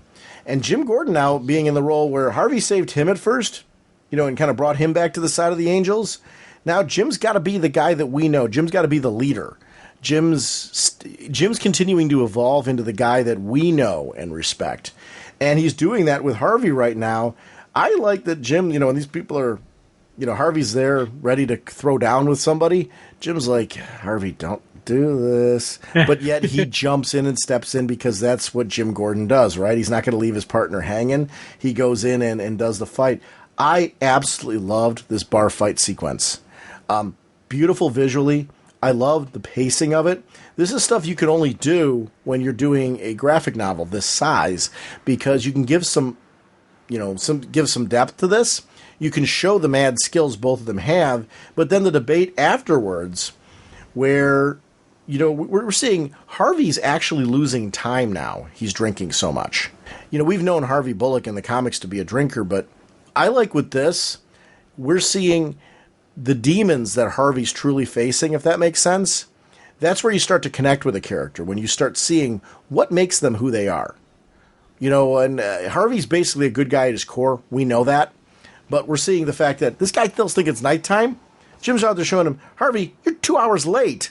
Why do you think I came to get you?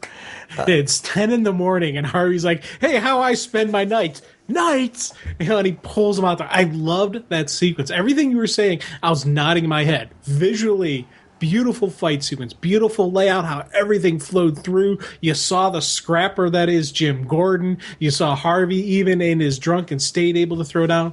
But those moments when he shows him that it's nighttime, I absolutely was like, oh my God. Because even on that page, he goes from rage, Gordon at the top of the thing when he's telling him it's 10 in the damn morning, to more of an understanding and a sympathy. No one in this city does right now, and no one has it easy. No one has the easy answer, how to fix this. But we will find it, you and I. And I love just that moment where Gordon, I look on his face, he's like, don't worry, buddy, I got your back here. And he goes from that rage of wanting to beat the crud out of Harvey to understanding that, Harvey is just completely lost. He's completely out of it. He needs help, and Gordon's there to help him. I love just that one page itself. The emotional spectrum is like, wow. One of the debates, and this is in the Jessica sequences, and it leads into the Gordon sequences afterwards. This idea in this issue of Batman trying to figure out, what is my job? Like, our last episode of this, it was him going after Cobblepot because he thought Cobblepot murdered his parents, right? I mean, that was the whole point. And now that we've got the reality that wasn't the case, and, it's like, what is Batman? What is Batman's role? But also, more importantly, and Jessica starts to bring this up to him, what is Bruce Wayne's role?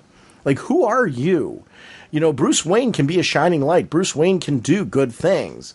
And, we're starting to see the three-person triumvirate that is Batman. You've got the public perception of Bruce Wayne that needs to be developed, and that's starting to be developed in this issue. And Jessica is a big factor in helping him realize by the end of this who Bruce Wayne needs to be. Who is Batman? And Gordon's saying, you're not much of a detective, are you? You're stepping on evidence and stuff like that. What do you think your job is? To beat people up? Because he keeps talking about his job, and Gordon's calling him out on that. It's like, why? What is your point? What is the overall end game goal? And Batman has to really think that through. And then third person of the triumvirate is always the guy who drops his mask completely when he's with Alfred. And I've really quite enjoyed that aspect of him. Superman has the same thing going on with him, at his best. There's Clark Kent, there's Superman, and then there was the guy that was, Lois and Clark, when we watched that show, there was Clark when he was with his parents was, I thought, the real true guy, right? And that eventually bled over to Lois, too. I like in this that you get that kind of triumvirate going on with Batman in this very quickly, and the people around him drive a crafting of who Bruce Wayne is, who Batman is, but then also drive a lot of his conversations with Alfred to discover who those two personalities wind up being. This is really a great story because you've got all that going on. In the meantime, you got this great Riddler event where this imagining of the Riddler I love because they don't feel beholden to play by the same rules. This Riddler doesn't. No. The Riddler's a smokescreen. He's not the crazy guy. No. He's a killer who uses the riddles as just a distraction. Whereas the other Riddler has a little bit of craziness that he has to leave the clues. Well, this one, it's more of he's, I think, doing it for his own amusement. I want to know more about this guy. I want to know his background. I want to see where he comes from, how he's a little bit different than our Riddler. I love the sequence where Batman vanishes, but then he goes, over here. Yeah. I'll see what else I can find out, thanks. and then Gordon's left alone. I like that whole bit. It was just really great how Batman's kind of ninja-like, he can sneak out, but we didn't go with the traditional. We took a little bit of a twist on it. I do like that this book does not hesitate to play on and bring about those conventions that make us all smile and take a little twist and turn with them. That's what makes it charming. It knows Batman well, knows Batman's history well. It plays off of that, pulls on those heartstrings, teaches you something new because this world doesn't have to play by those rules. I like that. I like that a lot. Oh, definitely. And again, you look at the different characters, that how they've tweaked and changed. Like Bullock is that one of those characters that he came in all, hey, yeah, and then he saw the darkness that is Gotham and he kind of fell down, and now he's starting to pick his way back up again. And it's that roller coaster of the character of who he is.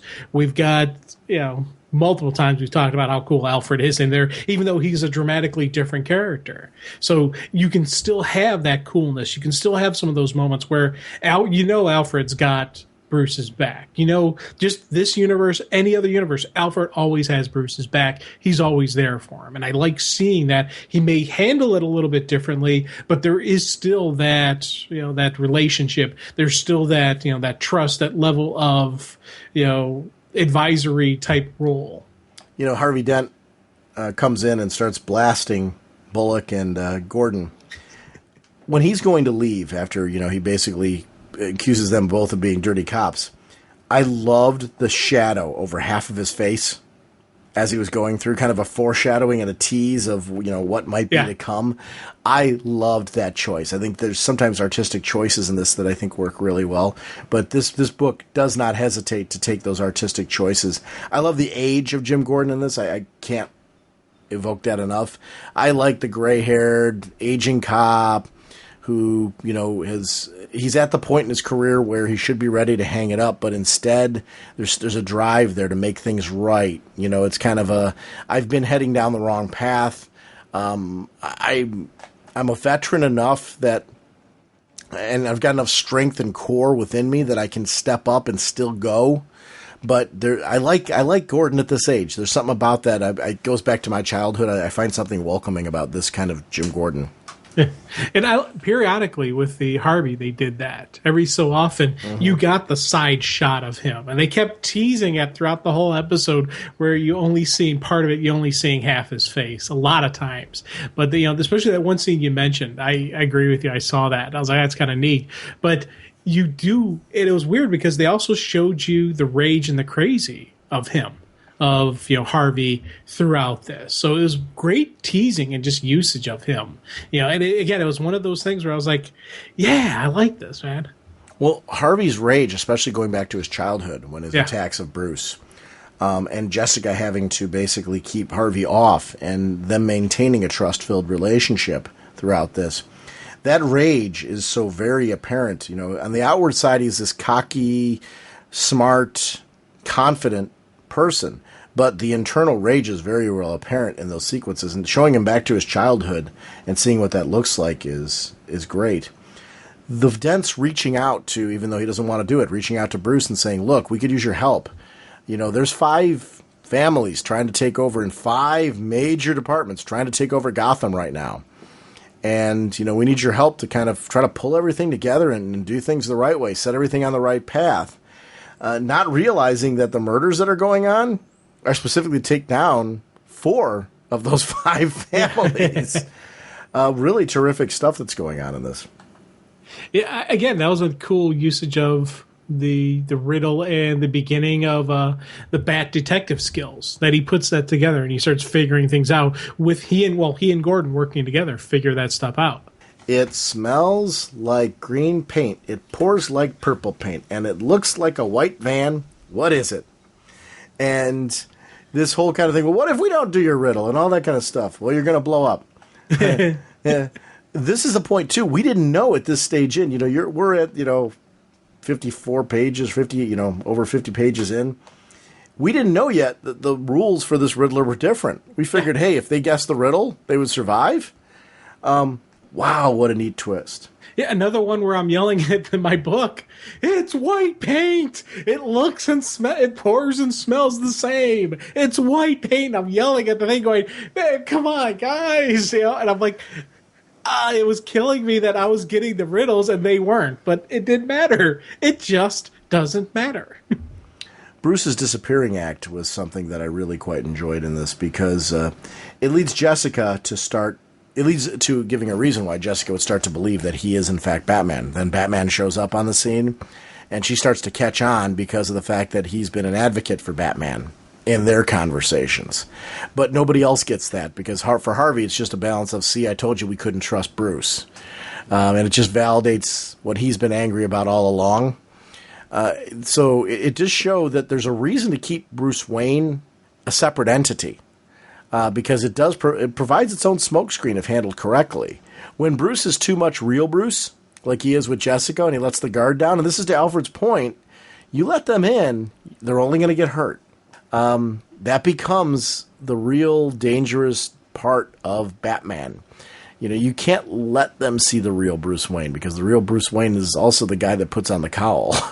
And you start to hurt them when you do that. And that debate becomes a very real and very relevant one, I think, in that whole sequence with what ends up happening. And the fact that she figures it out, he finds comfort in that, now being able to share the secret with someone he has true feelings for. But that ultimately comes back to bite later on. Can we talk about Catwoman? Oh, we have to talk about Catwoman. Oh, my God.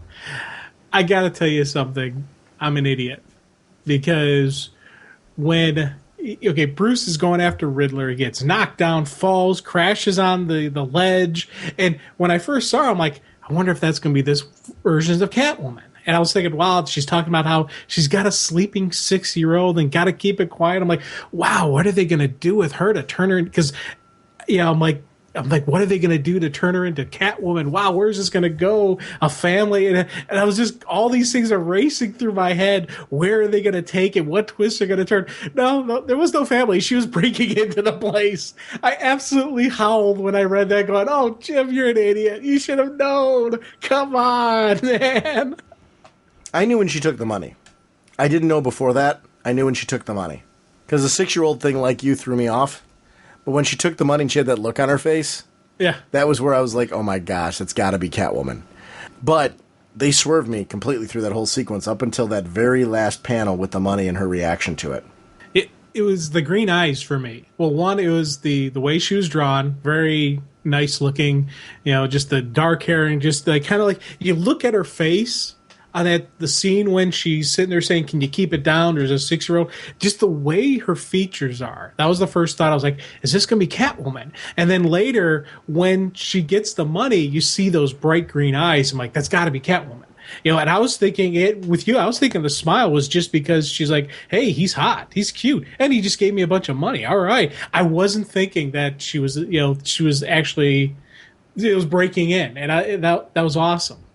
The Killer Croc sequence I thought was incredible. I love the fight, but I also love that it wound up being, he's this carnival freak who really just misunderstood. He just wants to be left alone. He was given to the circus at a very young age. His teeth were shaved down. He goes down in the sewers for quiet, not because he wants to hurt anybody. He just wants to be left alone. The great part about his story arc is I love that later we see him come back after, his conversations with Batman and what went on with the two of them. And he sees what happens with that subway car. The great art in that sequence, because you knew in that sequence he's going to do something to help at some point. Yeah. And I love that kind of foreshadowing when the art tells you a lot about what's going on in the mind of the character. I loved his journey. And I'm glad that the character survived. I liked seeing Alfred's reaction to him later. It was a great arc in this. You didn't need to put him in, but putting him in fleshed out and expanded the world a little bit. I liked the take on it. It's a very different sort of take. The best things they've ever done with Killer Croc over the years is when they've showed multiple facets to the character and that he does have the ability to care at times about others and how they relate to him. Yeah, I agree with you on that one. I really dig again, he's one of those, he and Poison Ivy, for me, have always been characters that, you kind of feel bad for. You can kind of sympathize with them. Like Ivy, her main thing is she wants to protect the planet. She doesn't want us to destroy the Earth. I understand where she's coming from. Now, some of her methods she goes to get that, I disagree completely with. Same thing with Croc. He's not the evil power lord trying to take over the world. He's usually just trying to get by in it and just trying to do his thing. And sometimes he makes the wrong choices and he joins up with the wrong people. But a lot of times we get this living in the sewer. Leave me alone. This is my little world. You've got the world above. I've got the world down here. As long as we don't cross paths, everything's good. You come after me, I'm going to put you down hard. And I like just seeing that this Batman's able to back off the fight, say, okay, who are you? And actually able to take him in and not just think of him as a guy, as a punching bag. It's, there's something more to this guy. And I love seeing that growth and that who knows friendship where this is going to go. The Riddler and Batman, when Batman bursts into that scene, this leads into the whole subway sequence. The explosion went off and Batman realizes he's still around and he's got to run. Run, Batman, run. And get to the subway car. This is the sequence where we expect Batman's going to win, right? Batman's going to make it. Batman's going to solve the riddle. We're going to see what happens when somebody finally solves the riddle. This led to one of my favorite sequences in the book, where a shadow, he's like, I got the riddle. I got it right. What are you doing? And he's looking at a mother and a child when that's happening. And we're seeing that and him screaming, Riddler, Riddler. The bomb goes off anyway.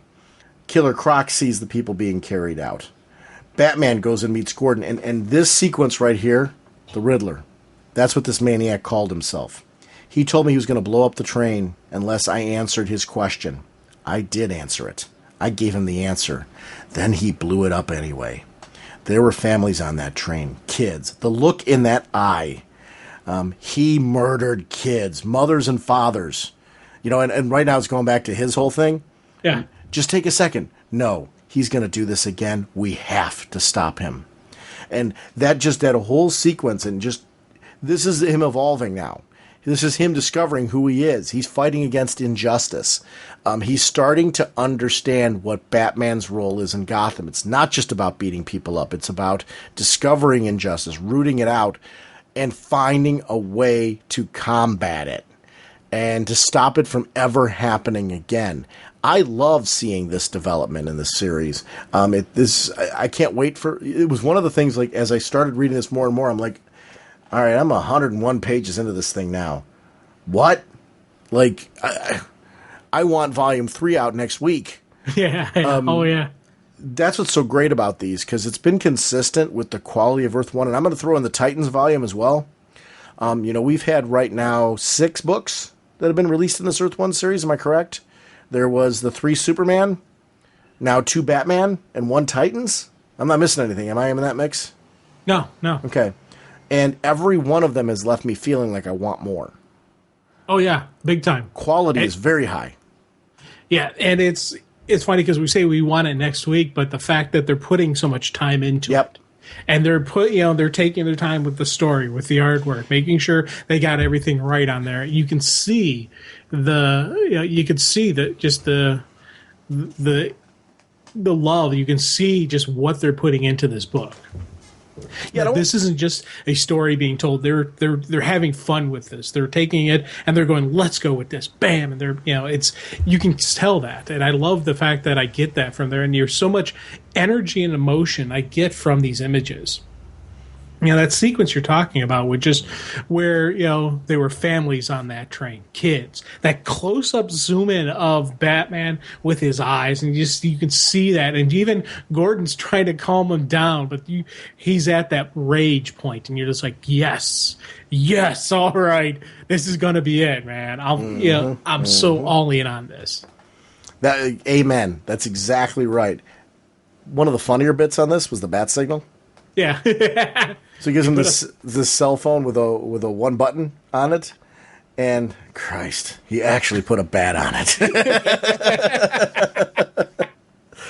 I was laughing, and here's the thing I loved about that scene. Mm-hmm. It's all in the shadowy. They didn't zoom in on his face. They didn't try to draw what Gordon was actually his face looked like. So you're just left to the imagination of just the look on his face when he's like, "Oh God, really?"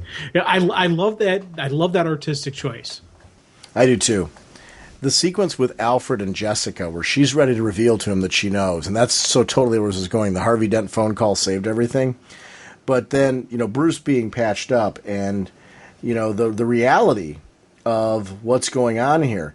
I love the debate between Alfred and Bruce as far as the handling of Jessica. I think that's something throughout this that has been very interesting, where he was telling Bruce from the get-go, keep your distance, do not tell her, do not involve her. He knows. Bruce knows. She gets it. She knows. Yeah. She knows it's me. I'm going to go talk to her. We're going to have that debate. And the two of them get to have it out now, where it's a real kind of, all right, all cards are on the table. This isn't Bruce Wayne being wishy-washy. I've been doing things all along. She's got to question what he's doing, his methods, his motives, and they have the real debate there. This is the kind of stuff I really enjoy when you're judicious about what characters you have know who is and who isn't superheroes. You know, in the case of Batman, in this case, the introspective part of it. I thought you needed time to focus on what to do with your life, but I never imagined you would think Batman was the answer. This is, woof. You know, and the question is, you know, does the person behind this attack know who you are? Those kind of things. He's like, this is all about distraction, and it's what it's been all about. He's starting to put the puzzle pieces together to realize this has all been distraction all along. This is sleight of hand. And the only way we're going to solve this is if we understand that that's how this guy's operating, and we come up with a way to counter that or to forward think that. So we're not 3 steps behind him. We've got to get 2 steps ahead of him. Gathering the evidence, doing the detective work now on these people, so that way we can catch him before it's too late. Love this. Oh, big time.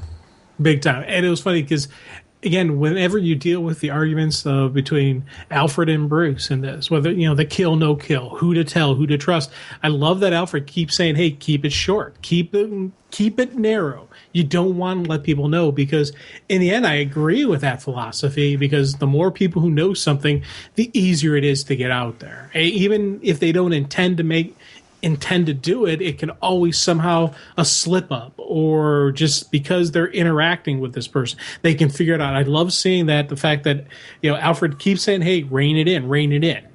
You know, it's, again, really cool moments, but this right here, you're sitting there reading this, and I'm going through this going, oh my God, this is, you know, again, and here's what I was still thinking, that they were going to turn her Two-Face, but then these were the scenes that got me thinking, no, they're going to kill her off, and that's going to be the thing that gets Harvey over the edge. And that's where I started thinking, like, oh no, man, because so then I'm thinking she's not going to die, she's not going to become bad guy, she's going to get killed off. And I'm like, oh, and I'm like, so as I'm reading these sequences, it was really breaking my heart, because here's somebody that Bruce could open up with and could be, you know, fully there and actually be part of the secret and part of everything. And who knows what kind of Batman this would be if he had that partner who understood everything. Harvey having to do the warrant, Gordon having to do the warrant, Alfred's creative handling of him being arrested, of dealing with the police, yeah. Bruce's handling was Bruce being the more rational one of the two is very interesting, and how that all played out. I loved the silhouetted panel of Jessica arguing with Harvey. Yeah. Second read through, I was like, wow, the two sides, the duality, fighting. You know, good side versus bad side. You know, it's rational versus rage. Yeah. That duality, I thought, just played out so much better the second time through when that was going on between them, and the switch to us seeing for the first time the Riddler, like actually seeing him for one final riddle. You know, it's I love the visual of that. Alfred and Bruce in the cells having debates, again, goes back to what I really liked about those relationships. Right before we find out the case is there, the case has got the suit in it, you need to understand, hey, they don't know about us right now. They think that we are funding this. They think we're the Riddler. Yeah. You need to understand, we need to make sure they don't know you're Batman. And there is a case that's in evidence right now that when they open it up, they're going to know that you are, in fact, Batman. That play out was great. Lights kick off. Batman's on the scene. The battle begins. I love that the Riddler opened up the jail cells. He's like, oh, yeah, we're going to do another riddle, and if you can solve it in time. But to add a little upping the ante a bit, we're going to let out all the criminals that want to kill you and hurt you, including Maroni. Yeah. I tell you, I loved just the lead into this. And here's something I missed. You know, I missed initially, but I caught it in my art read. When they show the Riddler with the one final riddle, you've got down there Gotham Precinct 10th precinct. So right there, it's at the very bottom corner of the image. And I was when I first read it, I was so focused on him, on his look, and the question mark face tattoo, the question mark written necklace, all the stuff like that. I didn't look down at the very bottom of the page. I didn't notice that. I'm like, oh man, I should have seen that. That's awesome. When Batman does come on the scene, you're a big fan of you talking on the show all the time about improvise, adapt, overcome. Yeah. I love that he's swinging a fire extinguisher around. Yeah. I mean, I love that he's got it by the tube, and he's like, we're going to use this thing as a mace. We're going to whip this baby around. Everything is a weapon, and that part of it I thought was really fantastic as the battle was going on. His overwhelming numbers where Jessica goes and sees what that looks like, and you see the overwhelming numbers, and Batman just... Gary Frank, I am a huge fan of Gary Frank's artwork. I've always enjoyed him. His run on Supergirl with Peter David, I thought was really terrific. The artwork there was amazing. He did years on the Hulk over at Marvel also with Peter David. Midnight Nation with Straczynski over at Top Cow that I really loved. His Superman run, obviously, that we really greatly enjoyed. Was it Action Comics or Superman? I forget which book. He was on with Jeff Johns. And the fact that two of them are pairing up together on this book. And I'm certainly not doing his credentials credit. But, man, this guy and the inker and the colors together, they just really do a fantastic job. Because I love seeing Gary Frank's Batman kick butt.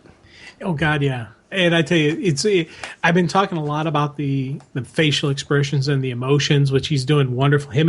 It's the creative team. It's pencils and inks and colors all working together. But I got to tell you, these layouts of these fight sequences, the layouts of the action, just as it's playing out, whether it's the full page spread or it's boom, boom, boom, boom, panel to panel to panel.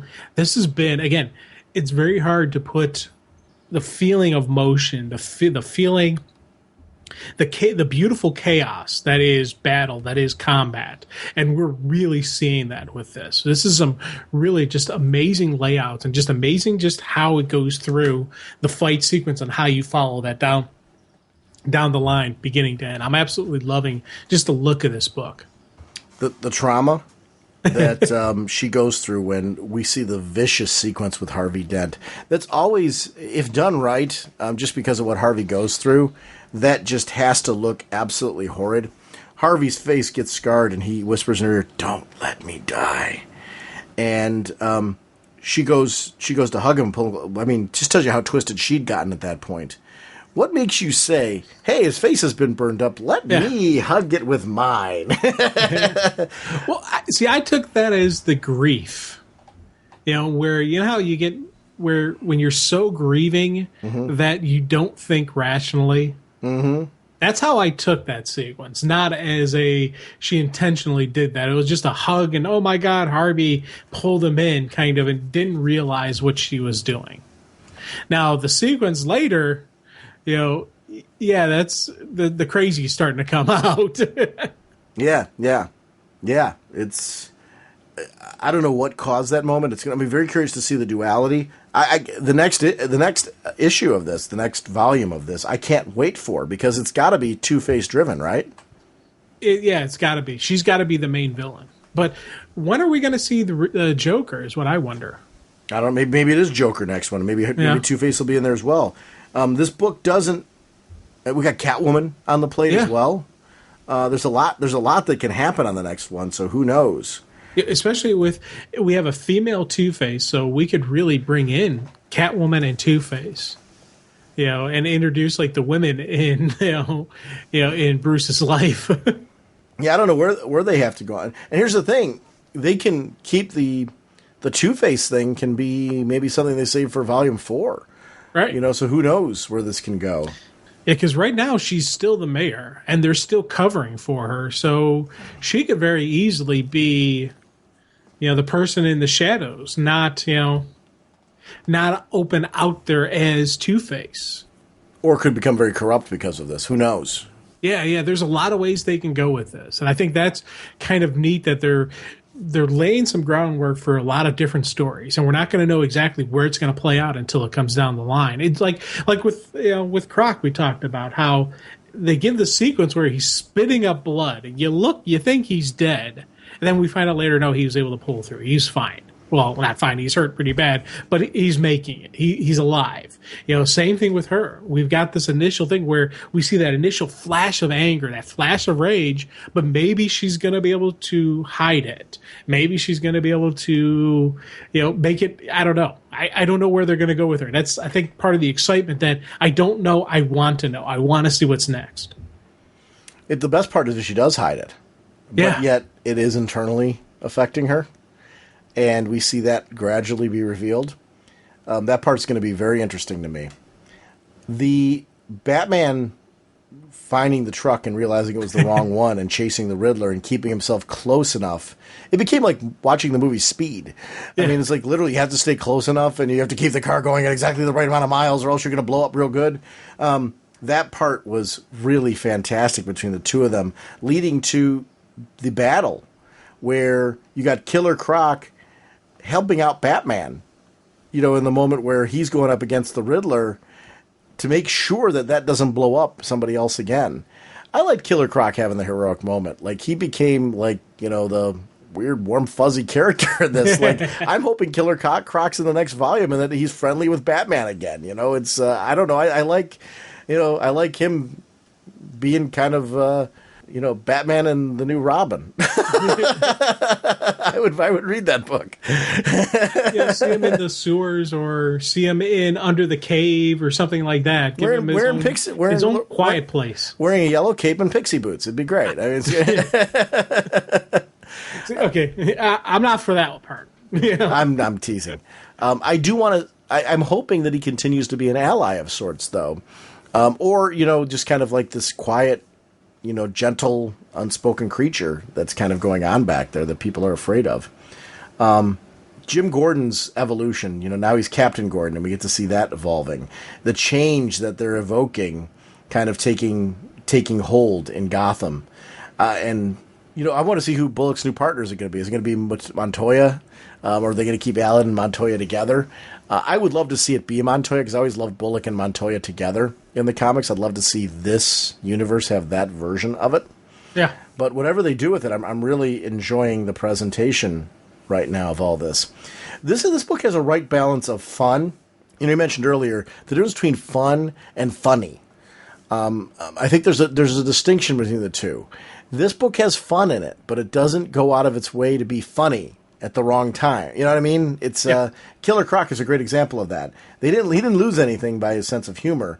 I do want to see the car, and boy did they tease that car. Oh, that's a beautiful teaser because you can see it under the cover, and it's kind of got a race car shape because that was the thing that Bruce said he wanted. It was for a race thing, but Mr. Wayne has another project in mind. What is that other project? It's got to be the jet. It's got to be the Batjet. So here's my question: What if Catwoman's the main villain of the next one? We've seen a traditional Catwoman story where Catwoman's always kind of the misunderstood crusader kind of thing lately. What if they actually make her a villain again in this world? They definitely could. Yeah, again, that would be another neat way of handling it and seeing where we go with that. I'm always so used to seeing her as the thief and the misunderstood. I never think of her as the supervillain, but they definitely could make her the supervillain. What if they make her that, though? What if they go that route and just kind of go, you know what? Yeah. This is a different world. She's a master thief.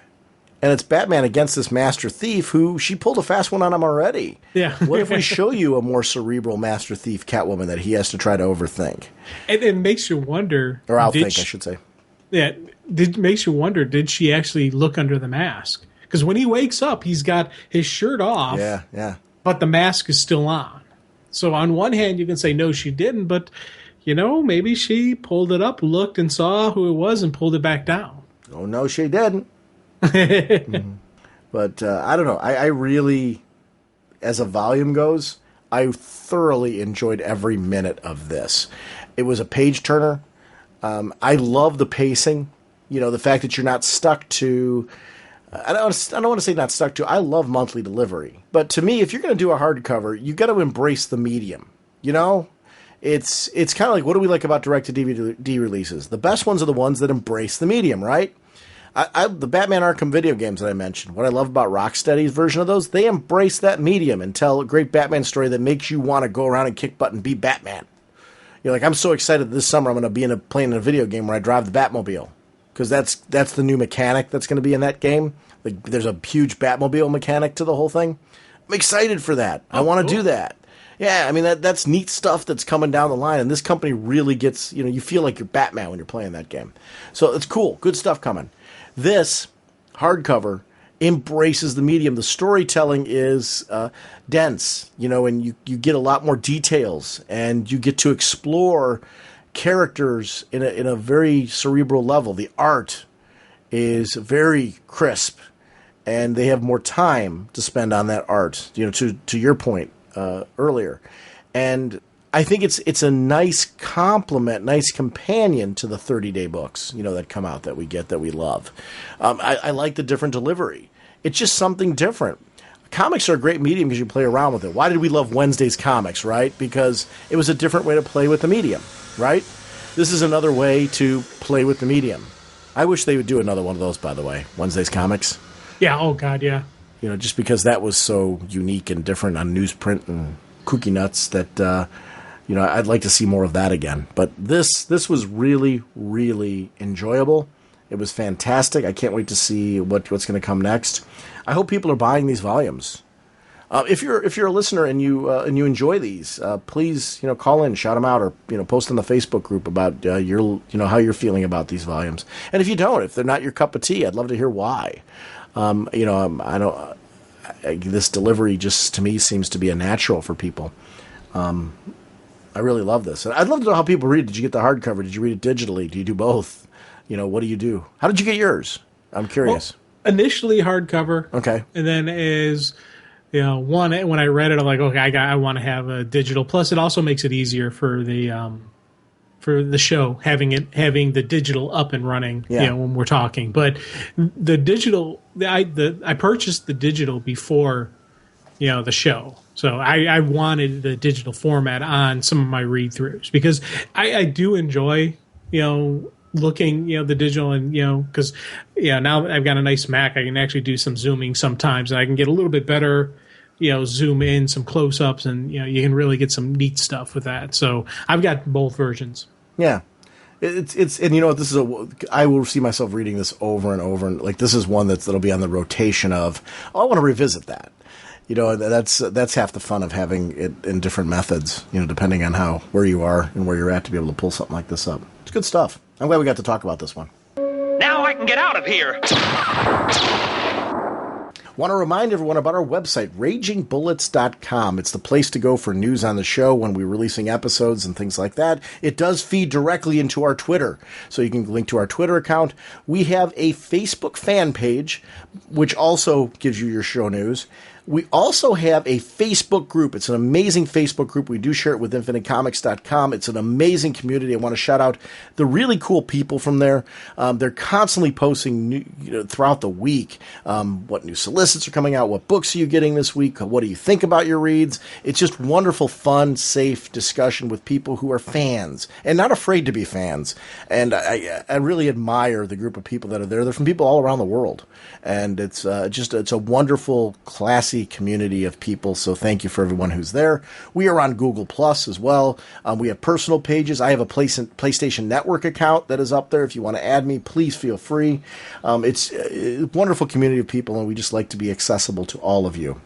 Want to remind everyone about our show voicemail line. It's 1-440-388-4434. Or Dr. Norge on Skype. That's always available in the show notes and on the website. We love having you part of the show. Feel free to call in with your comments, and hopefully we have some of those for next week. Sponsoring this episode, Mr. Seguin, once again, what are those bundles over at dcbservice.com? Oh, we got some great bundles over there. 2 new series bundles, 1 and 2, as well as a returning series bundle. Each one of those bundles, 50% off of the titles. Plus, we've got the Bombshell variant covers, 45% off of that. It's outstanding. Star Wars The Marvel Years over at InStockTrades.com. I'm a big Star Wars junkie right now. They have 2 different covers, depending on which cover you want to go with. And it's 50% off, only $62.50 for that second volume of the Star Wars Marvel Years Omnibus. Grayson, can't love this series enough. Grayson Volume 1 hardcover, Agents of Spiral, 50% off, only $11.49. Remember to keep going to InStockTrades.com. They always have deals of the week that are 50% off. Another one, I grew up loving. Did you read the Amazing Spider-Man comics in the newspapers as a kid? Oh, yeah. They've got up there, this is 30% off. It's the newspaper comics Ultimate Edition. It's 1977 to 79. 30% off, only $34.99 for that volume. And I'm liking stuff like that. Like, I geek out at stuff where I can read things from my childhood again. They've got Batman Noir, The Dark Knight Returns, 42% off, only $20.29. There's just all kinds of stuff going on. And actually from this episode, Earth 1 hardcover, Volume 2. If you missed this one, the Batman one, 42% off, only $14.49. You can get that right now from InStockTrades.com. We love having them as part of the show, so thank them very much for sponsoring us. Our next episode, Jim, we are going to be talking about DCU, the new initiative. We're releasing new status quos and new titles from DC Comics, and we're excited to begin chatting that. We wanted to talk about it on this episode, but it just ran out of time. But we will definitely be jumping on that next week and starting to talk about the first couple weeks of amazing books that we're getting from DCU. We will see you then. Bye! On November 13th, Sean Whalen was asked to stop constantly talking about comic books. That request came from his wife. Deep down, he knew she was right, but he also knew that someday he would find someone that would talk to him. With nowhere else to go, he appeared at the home of his childhood friend Jim Segulin. Sometime earlier, Segulin's boss had requested that he shut up about his comic books and never speak of them again. Can two grown men put out a DC Comics podcast without driving each other crazy? It's Raging Bullets, the DC Comics fan podcast.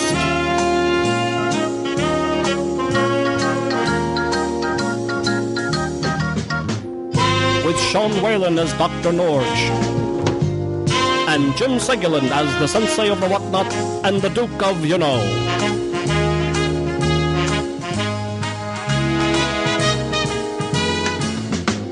It's a spoiler podcast, so they will go in depth into the plot line, story twists, and whatnot of the comics they are reviewing. So if you haven't read the books, you may want to come back later so you may better enjoy the show.